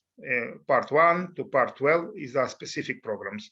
For example, part 1 will be ERC, part 2 will be Marie Curie, and so on. Part 13 is general annexes. These are simply the rules, how to apply all that stuff. So, plus, the more you understand, the more you dwell into the Horizon Europe formalities and the logistics, the easier for you it will be to cope with this volume of information. For example, when I read the work program, I spend on it maybe half an hour, regardless of how big the work program is. Why? Because I'm looking for some specific things, because I know the rest already. So I'm just looking for some specific things relevant to this particular call. What I would say is important in this program for you is to find out the deadlines when the call is open and when the call is closed. This is important because every proposal, there is a rule of the thumb, I will mention this later, but to write a good proposal, a winnable proposal, potentially winnable, you need half a year. It doesn't mean that you spend all 6 months writing it. What it means is it takes about 6 months to pull everything together in a decent, high quality proposal. So when they announce the new call, they usually give 3 months before the closure. So it is already a very short time. So what it means is they basically tell you, look, you need to read this work program in advance. If you haven't done it, forget about it. You are not good. That's why it is important for you to predict the sequence of events which will happen when you will be writing the proposal for this or that call. And that will help you a lot because, for example, if you know that the call will be announced in 3 months' time, it is already time for you to start preparing it. And usually the longest, the slowest part of any proposal preparation is finding the partners for the project. This is the slowest. I would say 50% of your time in proposal writing or proposal preparation actually will be taken by the discussion who will participate, who wants to do what, who wants to be the coordinator, who doesn't want to be the coordinator, and so on. These are all human beings. Every human being has their own ideas, own agendas. You might even have conflicting interests. These are all things which take time to make sure that you sorted them out. And that's why it takes such a long time. And sometimes it's really very slow. So that's why it is important to start preparing everything in advance. What are the documents? Well, the rules on submission and evaluation. These are more or less standard rules, so you probably need to read them once and you will know already what to expect next time. And if the new call is announced, the only thing you do is you check the rules on submission evaluation. Has anything changed or not? And usually they don't change this much. And the third, I would say the most useful document is Guide for Applicants. It is a manual in which they give you a very detailed description of what they want to see in the proposal. This is the document which you need to follow letter by letter. And if you miss something, it's your fault, because the evaluator will also be given this guide for applicants. So when the evaluator will be looking at your proposal, the proposal will be compared with the guide. And if the evaluator sees that something is missing, the guide says you should write that, and you didn't write it. So then the box is ticked that something is missing, which means already a reduction of points. Each proposal has two parts, part A and part B. Part A is always submitted online, filled online. So that means it is mostly administrative information. Although in recent calls, they already decided to put some information which used to be in part B. They now want you to put it in part A, which means, for example, in part A now you need to put names of the researchers, some qualifications, that sort of things. But it's all self-explanatory. It is also explained in the guide for applicants, but it is all done online. Part B is what will be evaluated by the evaluators usually. I mean, they will refer to part A, but only just to check something. Part B is the document which they will evaluate. Part B, you write offline. It is a Word format, but when you upload it, it will become a PDF file. And this is what will be your main focus. So I would say writing part B is your focus over the proposal, because once you identify the consortium who will participate, you start writing part B, and then you fill the part A once you understand very well what will be put in your part B. Quite often at the beginning of writing, you are not 100% sure what will be there at all. You have the idea, but gradually, day by day, week by week, you will get deeper and deeper, and your proposal will start. It is no like it's like the tree after the winter. So it gradually begins to show signs of life, and then at one day it becomes fully green, blossoming, all that stuff. So that's how the process of writing part B can be described.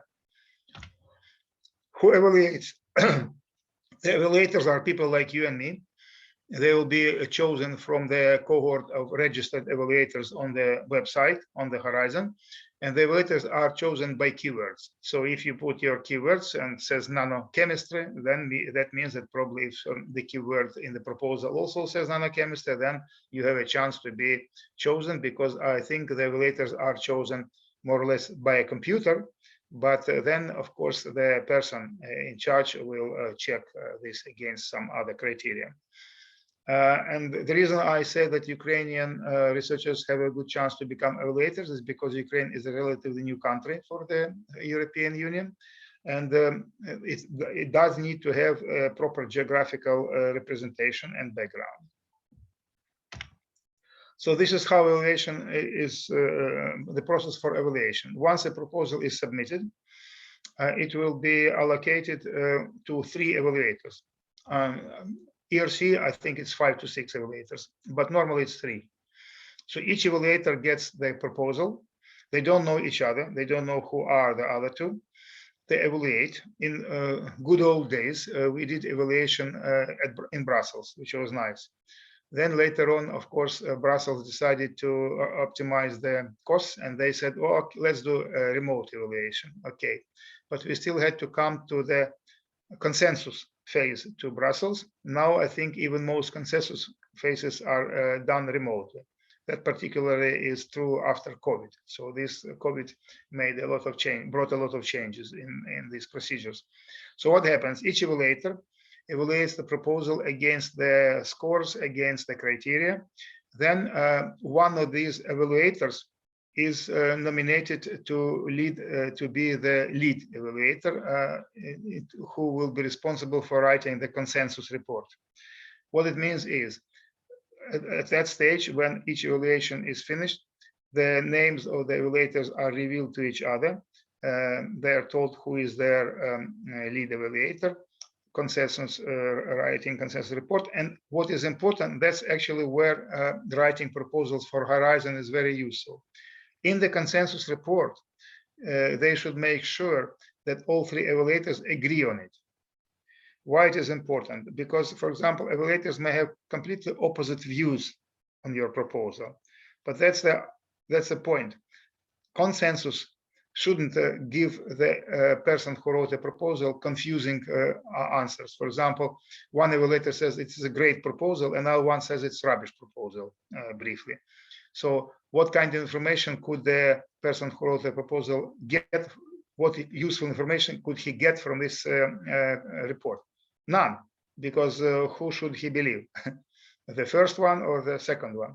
That's why consensus is a very difficult stage, very important stage, and especially if the evaluators have opposite views.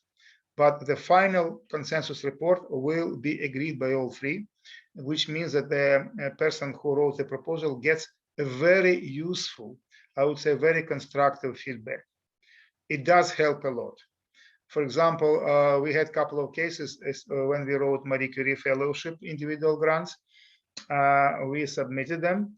We got good marks, but not high enough to get through.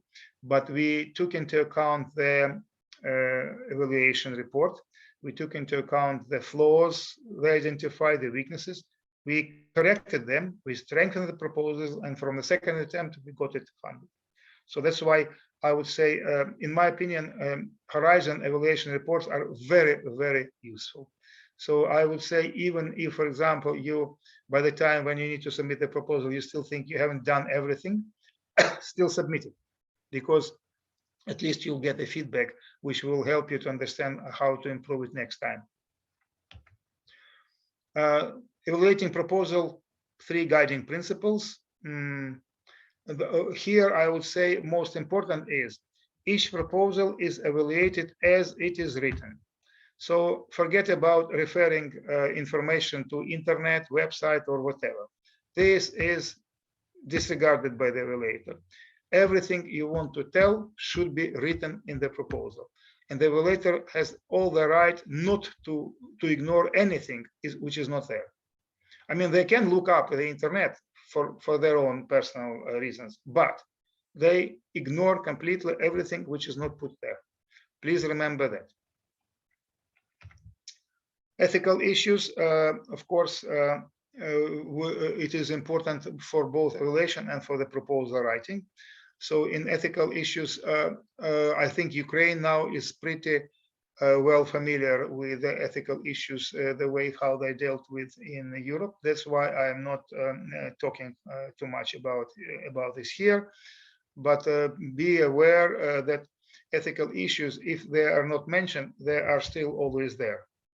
I mean, usually, of course, in biology, for example, you think about ethics only in terms of animals, how to reduce the number of animals, experiments, all that stuff. But there are ethical issues well beyond that. For example, if you want to ask opinions of people, if you want to use some questionnaires, it is also ethical because it involves human beings.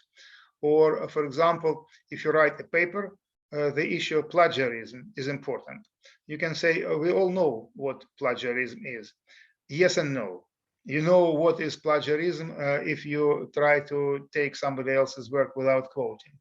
But quite often I notice that the people who submit papers from, say, Ukraine, they quote their own papers without quotation marks, and they use simply full text, full paragraphs from their previous paper in their new paper, without understanding this is also plagiarism, because once your paper is published, it doesn't belong to you. It is the property of the journal, not yours.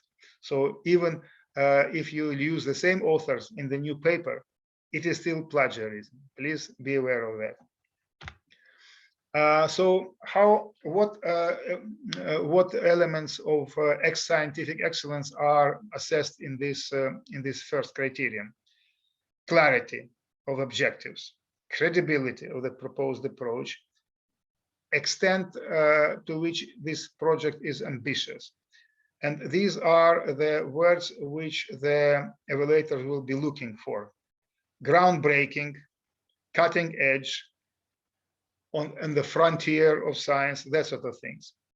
And the 2 words, innovation and originality, or novelty and originality, these are the 2 key words which should be the main words in this part of the proposal writing. What are the innovative elements of your proposed research, and what is their originality? And you can probably understand the difference between the novelty and originality.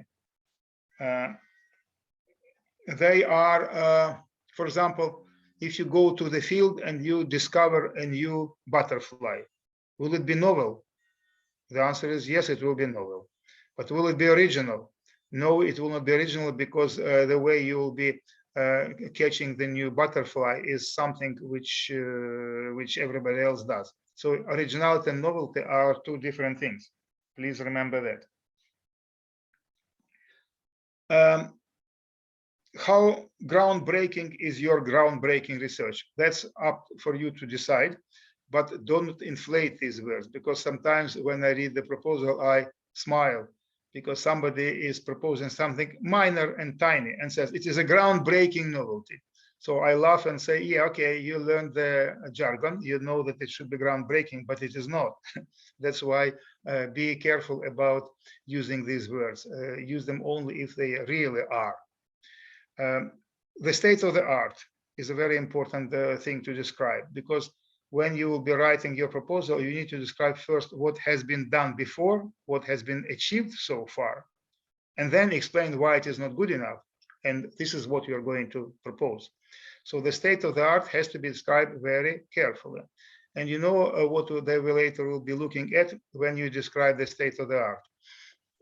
The evaluator will be looking at the list of references which you use.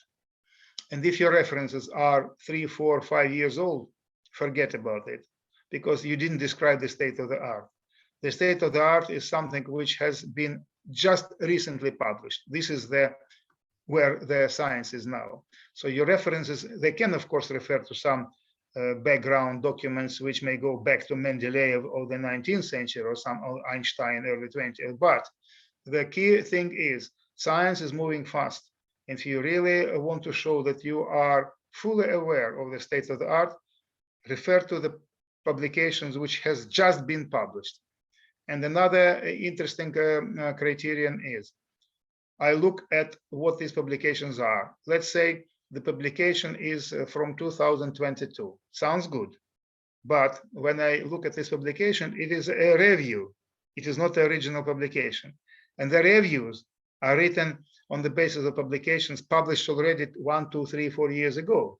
So it is important to make sure that you refer to original publications, not just reviews. Reviews are okay if you want to refer to one publication rather than 20. But make sure that you also refer to the original publications of the latest edition. Inter and multidisciplinarity are very important.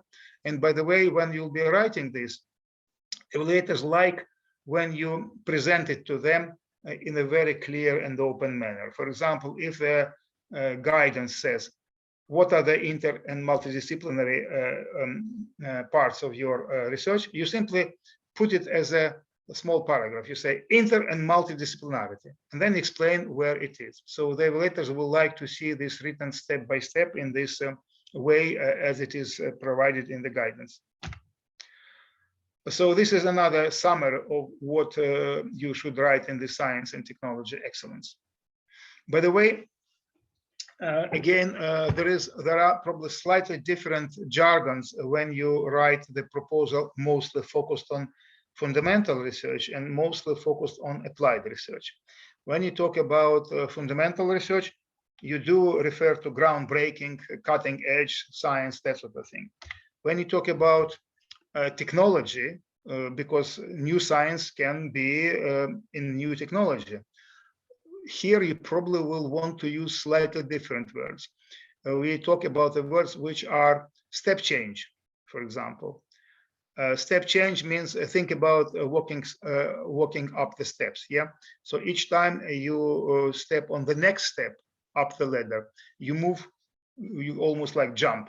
So this is step change. Step change is a good sign of your technology bringing something quite novel.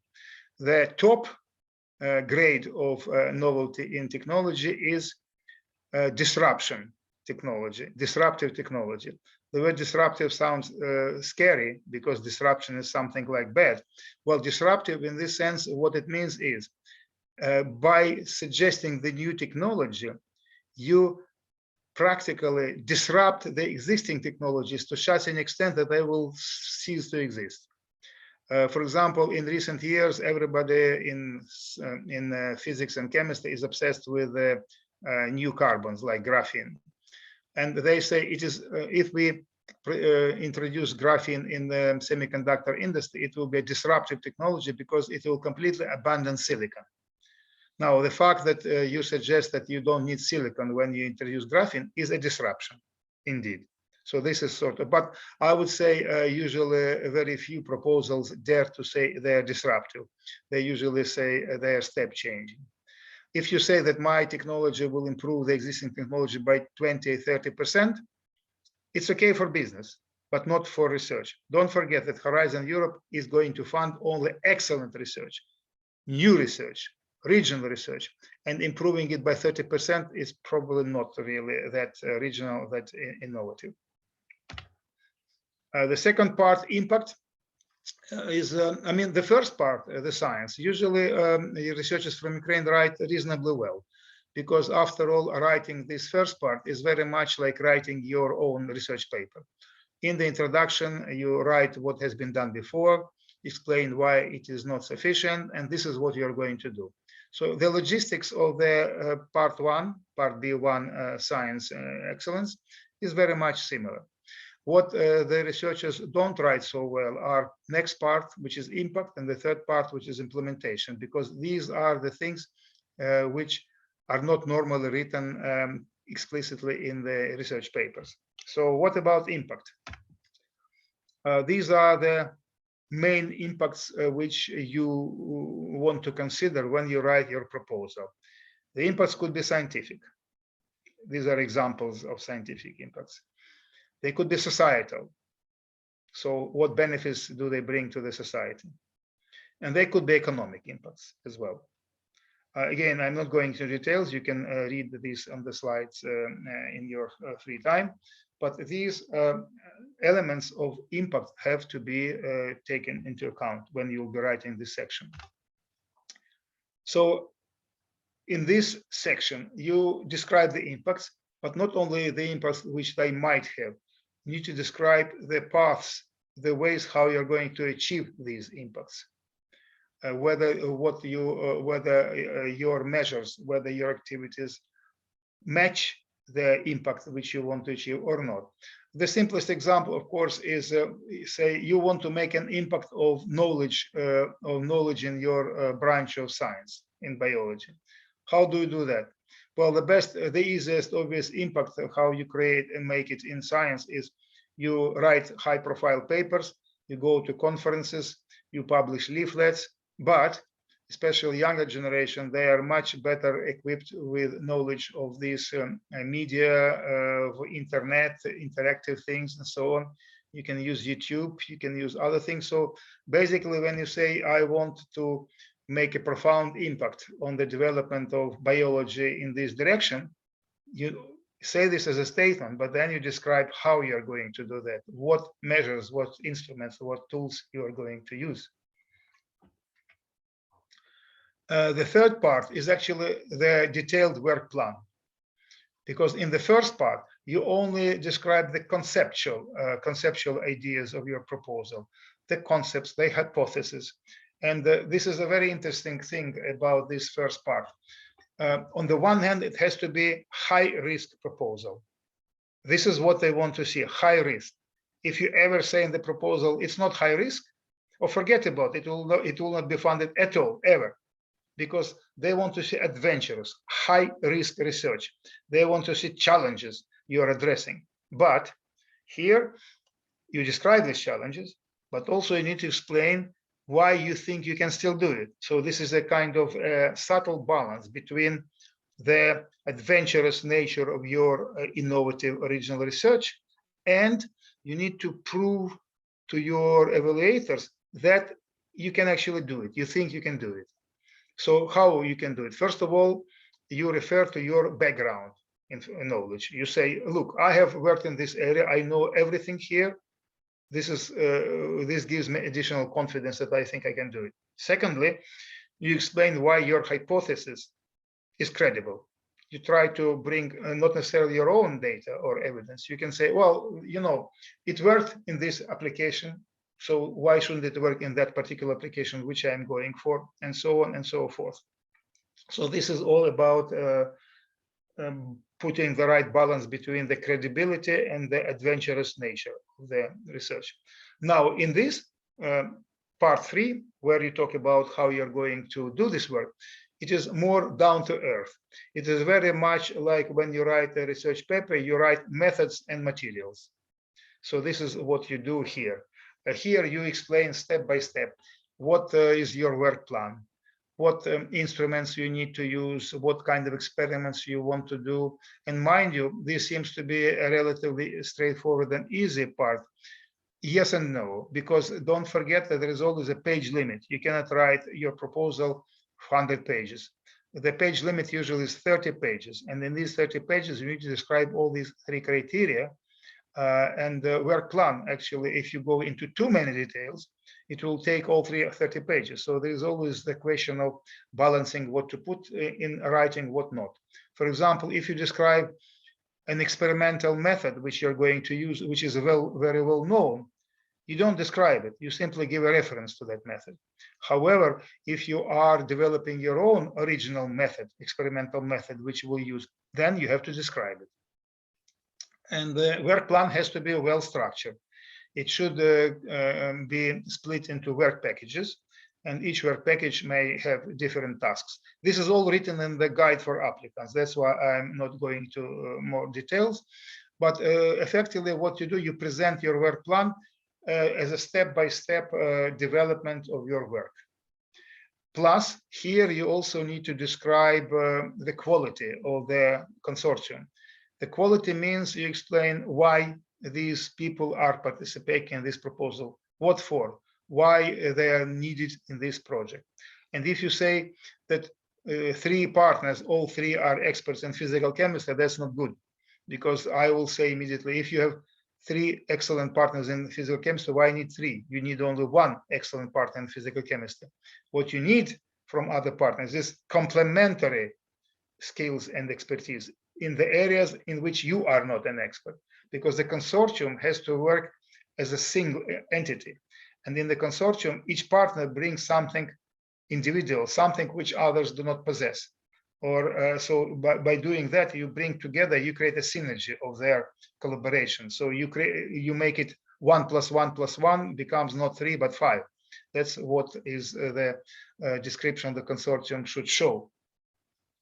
Plus, you explain what instruments you have, what experimental facilities you have, are they sufficient, and so on and so on. And there is a very important aspect which is called management of the proposal. Now, management is something which is still in science considered to be something minor. Actually, it's not true. I mean, it may be minor if you have 1 small research team which is focused on 1 small topic.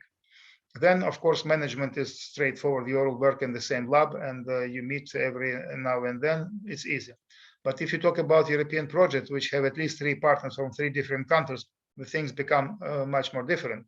You need to explain here how you're going to manage this proposal, the management structure. What will be the rules? What will be the decision-making procedures? How frequently you will meet? How you are going to discuss the issues which you disagree about, and so on and so on.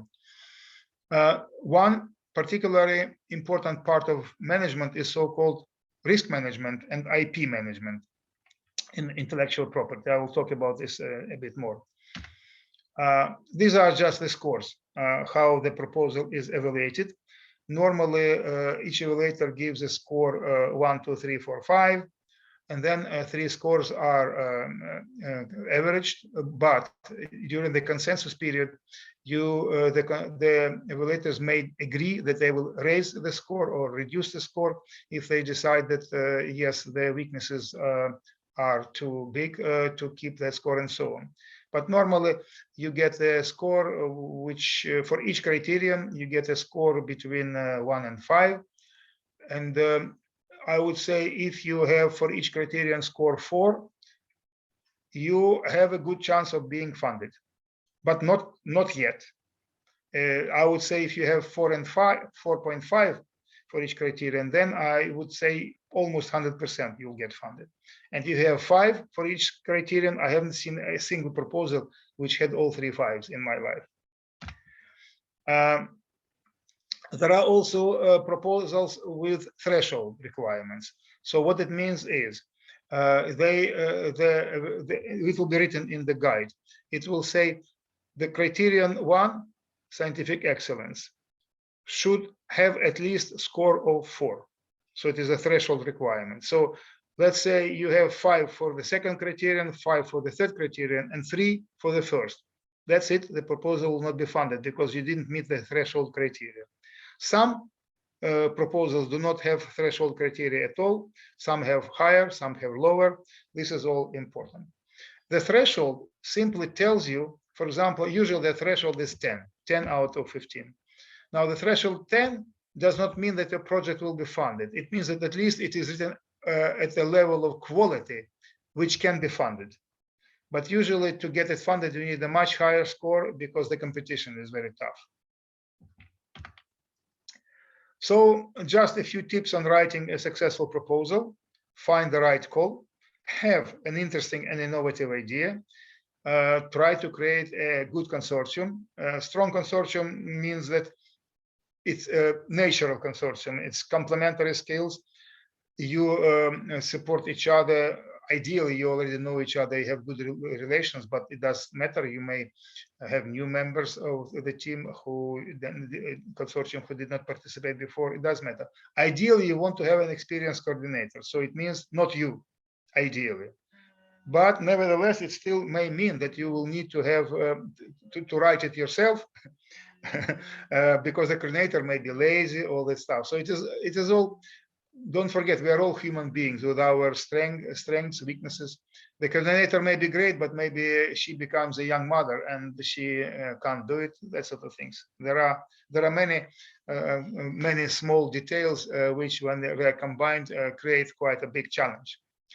And as I said before, the rule of the thumb is at least 6 months. Give to writing a good proposal. You do also need to think about what you're going to do with this project when it finishes, because you also need to write it in the proposal, usually in the section impact.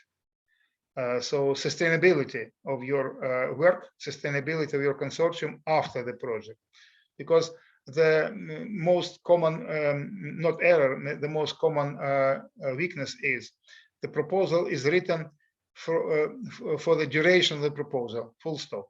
Which means that as soon as you finish a project, that's it. The consortium fell apart, said goodbye to each other, and forget about each other. That's not good. The European Horizon program wants to see the consortium created and be viable to work after the end of the project, because it simply gives you the momentum, the start for your future fruitful and much more profitable collaboration. So it has to have sustainability described and dissemination strategy. And I already said it, that the evaluators only read what is written in the proposal. They don't look beyond that. Sometimes when you read the report of the evaluators, they say, oh, they didn't understand what I said. Probably. But don't forget, it is your fault if they didn't understand. You are responsible for everything. So if the evaluator didn't understand it, that means you didn't write it explicitly enough, or you allowed the evaluator to have second thoughts about what this means. That is your fault. So as I say, don't get too angry with the evaluators when they receive their evaluations. Take it easy and take it on board for future better proposal writing. As I said already this and repeated before, regularly monitor the Horizon Europe program. Because here you will know well in advance when the right call will be announced and you are ready to go into it. We talked about this too. One thing which I mentioned here is so-called Brussels speak. So you are probably all more or less fluent in English language. But when you start reading the work program, you think, is it English really or not? Because the way the work program is written in a very peculiar Brussels, I call it Brussels speak, like George Orwell had the new speak, yeah, new language, because they use very formal, full of jargon words, language, which they designed for themselves, not very friendly for external person. So because of that, initially, when you read it, you might be even shocked, saying, "Oh God, probably I don't understand English very well." No, you do understand English very well. You just don't understand the bureaucratic Brussels speak English very well. That's all. But don't worry, it will take not too long to understand their main words. Moreover, they now it took them probably 40 years to understand that not everybody understands their language. So now in the guide for applicants, they give at the beginning a small vocabulary in which they explain the most jargon frequently used jargon words, so it helps. And I repeat this slide from yesterday. These are the topics which are most likely to have calls about sustainable development goals as they are announced by the United Nations. So as I say, start thinking about whether your proposal could fit into one of these sustainable development goals.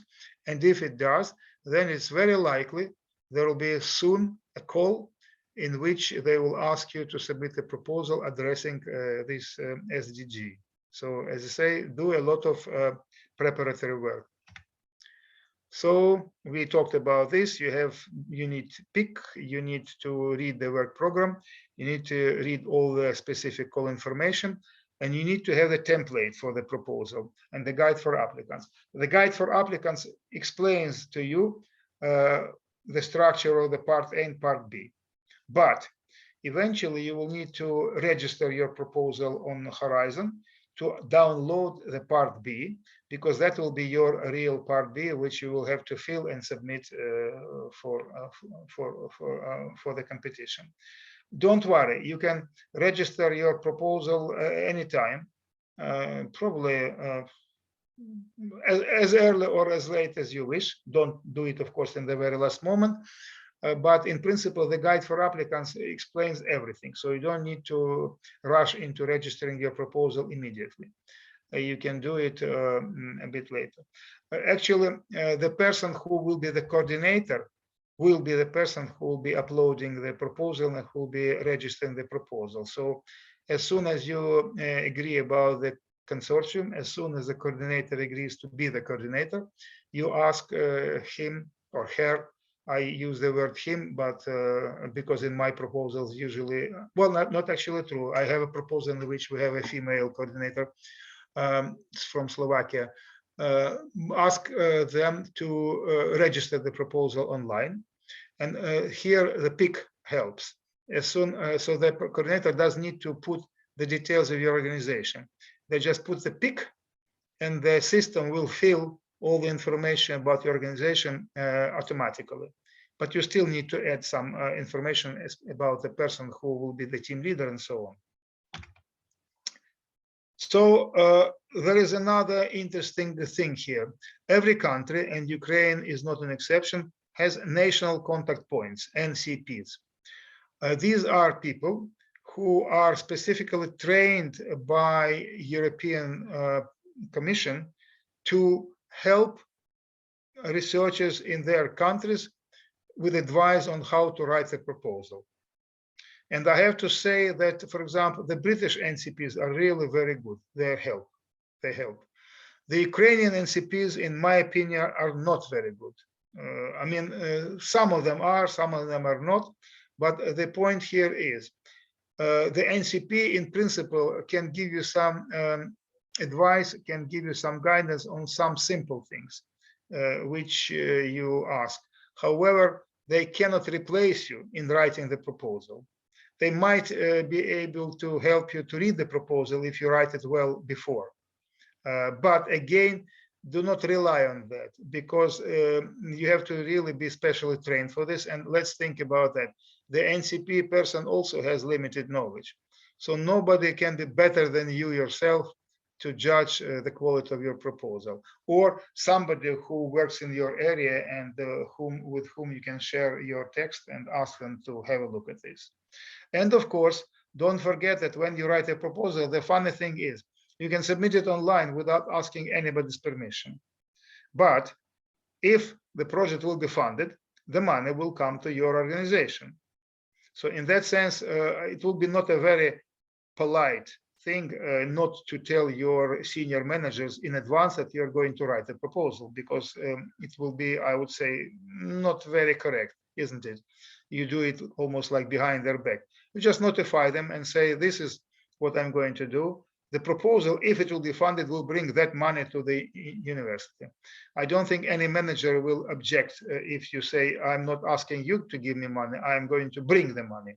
I don't think they will have any problem with approving and supporting your idea. We talked about the proposal structure, part A and part B.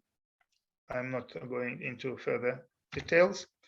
The formats, usually it is 30 pages of text, font size 11, and plus a few pages like table of contents, front page and the end page. They recommend that they would not evaluate anything which goes beyond this 30 pages limit. I'm not sure, actually. Sometimes if your proposal is like 31 pages, I think they will still look at it, but it's better to stick to the rules. So if it says 30 pages, stick to 30 pages. And here we talk about in more detail about the project parts. So in the S&T part, first you need to describe aim and objectives. And this is where you have to be very, very, this is the first page, which the evaluator reads. And you need to have evaluator on your side. And how you do it? You have to attract their attention and get their nod that, yeah, it looks nice from the very first words. And these are words which they see first, aim and objectives, maybe a little introduction. And this is where you need to catch them, their eye. This is, I always give this example and I smile, but it's actually true. The aim and objectives have to be written like bullets. They shoot. You don't write long paragraphs. You write very brief, very concise, very clear aim and objectives. And 𝗍𝗂 𝗁𝗁𝗍𝗂, I forgot which was the number of that Congress of the Communist Party, which we had to learn by heart, of course. At some Congress, he declared that we are going to build communism. I'm not sure whether he was a very clever guy, but he had a very clever advisor who knew very well how to write this stuff. And this is how he really described the aim and objective. So our aim is communism. Nothing can be shorter than that. One word, communism. That's it. That's the aim. You don't have to go, of course, for one word, but you have to say it very, very powerfully in one sentence or half sentence. And then how we are going to achieve this aim? By fulfilling and achieving these objectives. And these objectives were also written in a very succinct way. We need to surpass the United States of America in productivity, eliminate difference between the urban-rural way of living, and eliminate difference between manual and intellectual labor. Clear, concise, attracts, and wins the evaluator on your side. It does matter that none of this was achieved. That was after the proposal finished. But the proposal, which has so clearly, concisely described aim and objectives, definitely wins the heart of the evaluator. They say, oh, yeah, these people understand what they're going to do. They are familiar with the style. Then you describe the state of the art, and as I said, review the latest publication, formulate your hypothesis, explain why you think they may work, and don't forget, you always have to be very adventurous. You don't say the word adventurous. You simply explain why it is adventurous. You explain what the challenge is. You say, nobody has done this before. If nobody has done this before, that is adventurous, isn't it? Because you are stepping on the terra incognita. So you can always say the word adventures in many other ways and actually explain, give this message. Then you describe the general methodology, which means you don't describe in this part one, the details of the experimental procedures. No, you give the conceptual description of the methodology. You say, well, to do that, we need to combine together the advances of, for example, structural biology plus computer modeling, and that's what we will do. And how you do it, that will be described in the part 3, which is the work plan.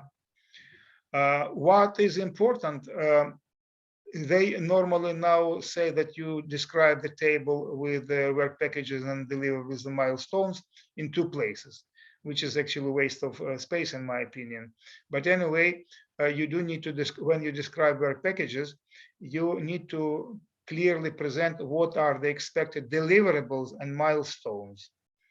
whether you will describe them in section 3 only, whether in section 1 only, or probably you will be cross-referencing section 1 and section 3. It depends on what the guide for applicants says. But the point is that you need to define what will be your deliverables and milestones. So as I say, I used this word already before. These words are breakthrough, step change, disruptive, and so on. This I described already. I can skip that. Now, here about impact. The easiest thing to think about the impact, think about this description as a bottom-up approach. At the bottom of the pyramid are you, your research team. You are the people who are doing the project. So what benefits, how this project will impact on you personally? On young researchers, maybe they will finish their PhD or start a PhD. On more experienced researchers, maybe it will allow them to build their high-level research profile and acquire, go up the career ladder. For the highest researchers, like professors, maybe it will help them to achieve the international recognition. So it will depend on the people who are members of your team, but you do not miss any of them. You describe what it brings to each of you. Not necessarily in names, but each of you in terms of the categories of researchers. Then how it will impact the team as a whole. What else? How it will affect the university, your organization as a whole. Then how it may affect the consortium as a whole. So you go up and up the pyramid to the higher and higher level. The next step will be your regional, national, country level, how it will benefit your country, your people, that sort of thing. Then also we can look into the dimensions which deal with the business side of the project. If your project can bring results which generated new intellectual property, you can protect them as a patent. And what can you do with a patent? Well, the patent you can sell, or the license, or the patent you can use yourself to create a spin-off company and go into the business development. So making money is not a bad idea. So if you say it will help us to bring profit to our organization, to individuals, that's fine. That's what you are expected to do. This is the driver for the business, to make profit. What socio-economical benefits could it bring? Well, here again, you can think about that in terms of creating new jobs. If it is health, maybe it will help to reduce the side effects of certain diseases, different sides. So impact is really a very diverse part of the proposal in which you should not ignore any minor possible effects which it can create. And of course, we don't forget about scientific impact, which we say in terms of dissemination, like conference presentations, seminars, training, all that stuff. Here I give a bit more details about this. They now are very interested in seeing, does your project bring any useful social environmental benefits, economic benefits, which is understandable, or it may have negative impact. So don't forget to say that your project will not have any negative impact, or if it does have negative impact, but they are completely overruled by the positive impact which it brings. Then we talk about the dissemination. Again, here you have to give quite a diverse description of your dissemination activities. Social media is fine. Interest groups are okay.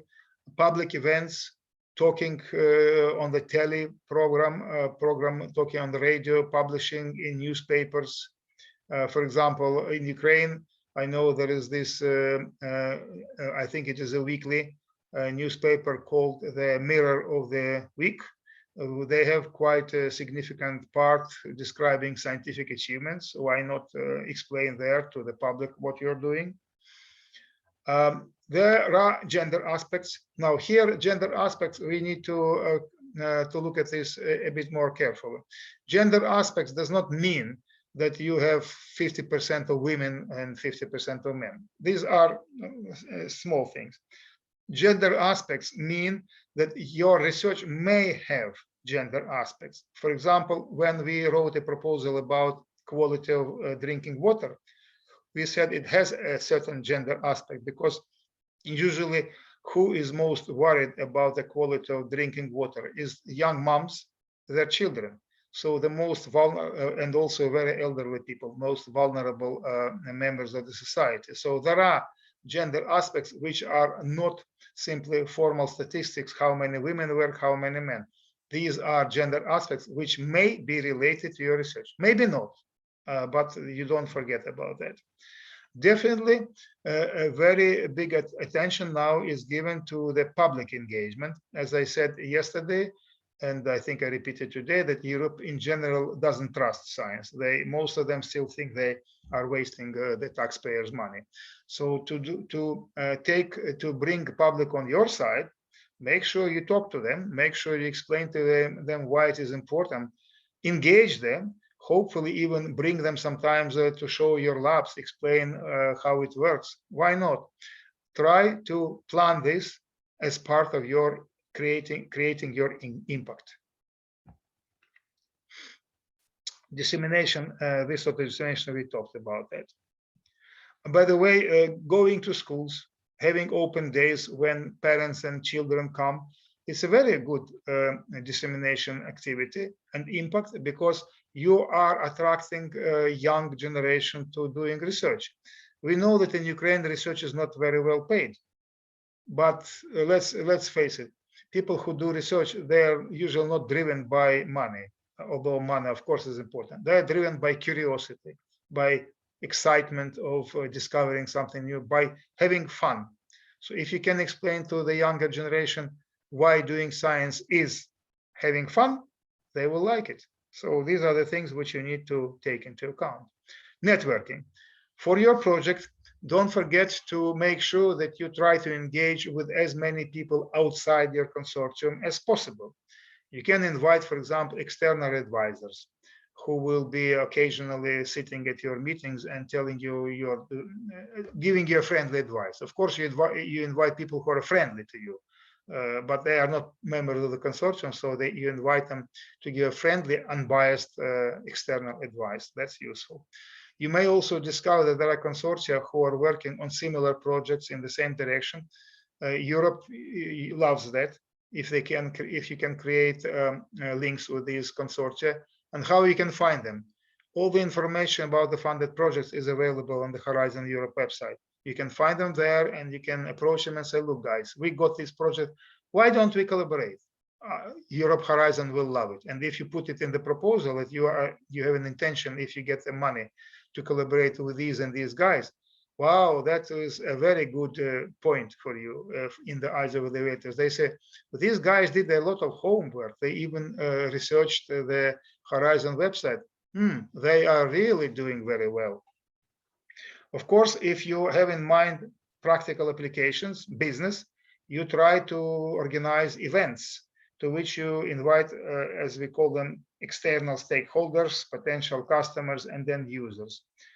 So ideally, you want to bring a few, at least, guys who represent these cohorts of stakeholders. So then you can, well, they can spread the word after that. You try to publish leaflets. Definitely, you create a website in which you put all the information on the achievements and describe how interesting this is. This all. The impact, the publicity is a very important part of the proposal of the project. Training is another interesting aspect of the project. Not necessarily training will be one of the major activities. Training usually comes under the Marie Curie projects rather than this stuff. So that's why I would say you just decide whether you think training will be useful here or not. Transferable skills, this is also part of the training. As I say, I will skip it here because I believe tomorrow or a day after tomorrow you'll have a lecture related to fellowships. This is where I'm sure the lecturer will talk about transferable skills. And part 3, implementation, the final part. So we talked about this briefly. I will not repeat this slide because it gives simply a more detailed description of what should be written in the implementation. You will see it in later. We talked about this. Work plan, deliverable. I will refer to the word deliverables and milestones. Deliverables are tangible results, something you can touch. Milestones is intangible results. It is a decision-making point by which the project can be monitored. Preferably, deliverables which you put are quantifiable. For example, if you want to make a certain chemical class of chemical substance, you will say you make at least 3 substances from this class. Or if you want to develop a test, biological test for something, you can say this test will be verified with 3 microorganisms, that sort of thing. So try to be quantitative, because as soon as the evaluator sees the numbers, again they feel more positively about you, because they understand that you, because by numbers, if you give numbers, by numbers it is easier to judge about the progress of your project, about whether you are doing it well or not, whether you have to accelerate something, and so on. Quite often the guide for applicants requires you to put this information also in the graphic format. It's a Gantt chart, and it also could be a PERT chart. So the Gantt chart is something like that. You are familiar probably with this stuff. These are just a few examples. I don't need to go into any details. I simply give you the examples of how they look like. They could be of different design. They could be simpler, they could be more difficult, doesn't matter. Sometimes they also say it will be good if you put a PERT diagram. PERT diagram shows you the relationship between different tasks and work packages. But not always. But sometimes they ask you to write a PERT diagram as well. IP issues are very important, so you need to explain how you're going to deal with the IP. Don't forget, you are having at least 3 different countries with 3 different laws. And don't forget that although IP may sound not really much, but as soon as you begin to feel that it may bring money, that's when all the problems start, because everybody wants to have a share of this money. So it is important to make sure that you touch on the IP management in the proposal, about how to write the agreement, what to put in there, and so on. And mind you, it is still within 30 pages limit. Now, one aspect which is very commonly ignored is risks, risk analysis, risk factors. Now, if the project has no risks, it is not adventurous. Forget about it being funded. So it has to have risks by definition of the highly adventurous science. And these risks have to be assessed in terms of their likelihood and in terms of their severity, how they can affect the project. The risks could be different types. It could be in technical realization, in the research, commercial, management, so on.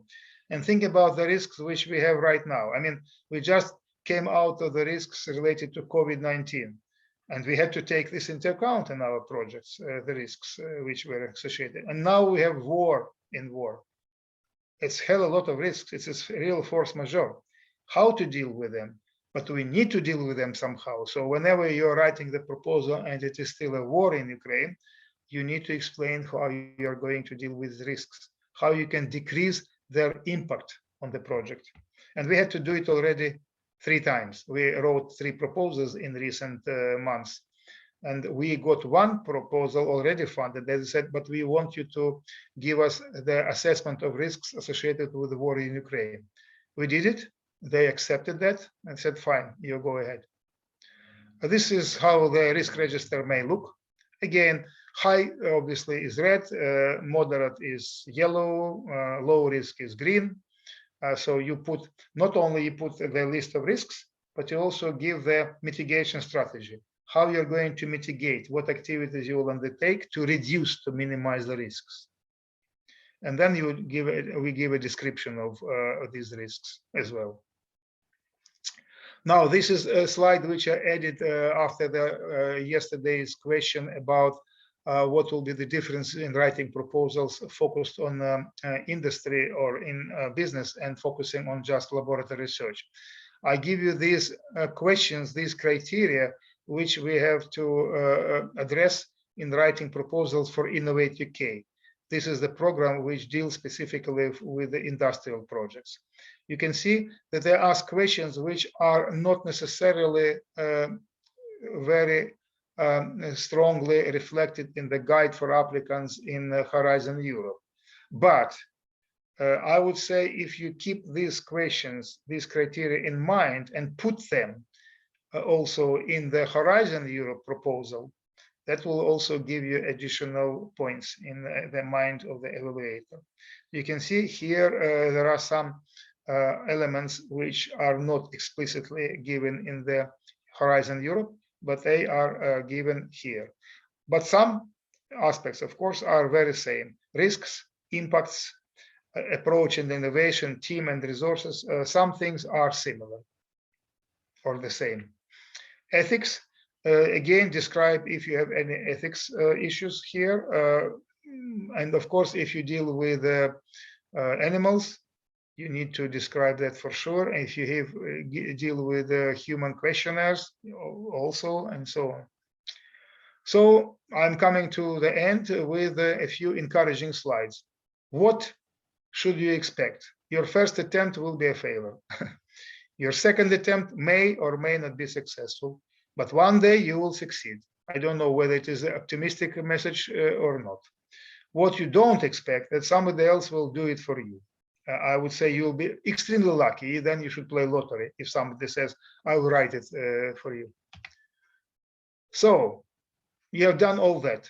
You listened to my presentation, you learned the lessons, you did all the homework, you wrote a proposal which has all this. The question is, are you going to get it funded now? Maybe. Why maybe? Because there is maybe somebody else who wrote even a better proposal. That's a problem. It is a very highly competitive thing. My observations of the weaknesses of the proposals submitted by the post-Soviet teams, also Eastern Europe is very much like that.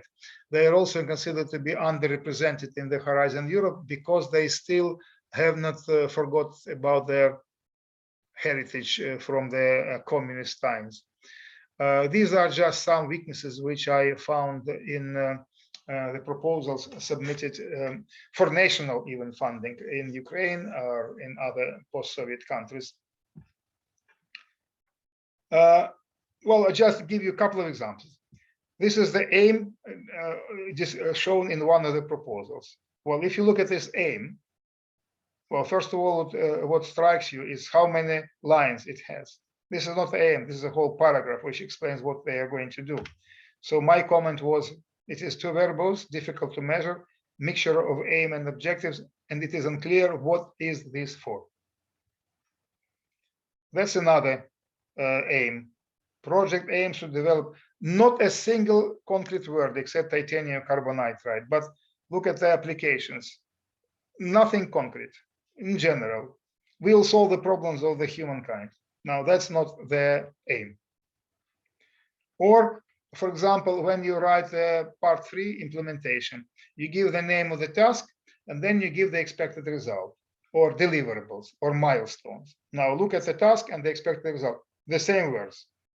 So what's this all about? Where is the expected result? If you simply repeat the name of the task. And so on. I'm skipping this because it's just for you to have a look at that. Common errors.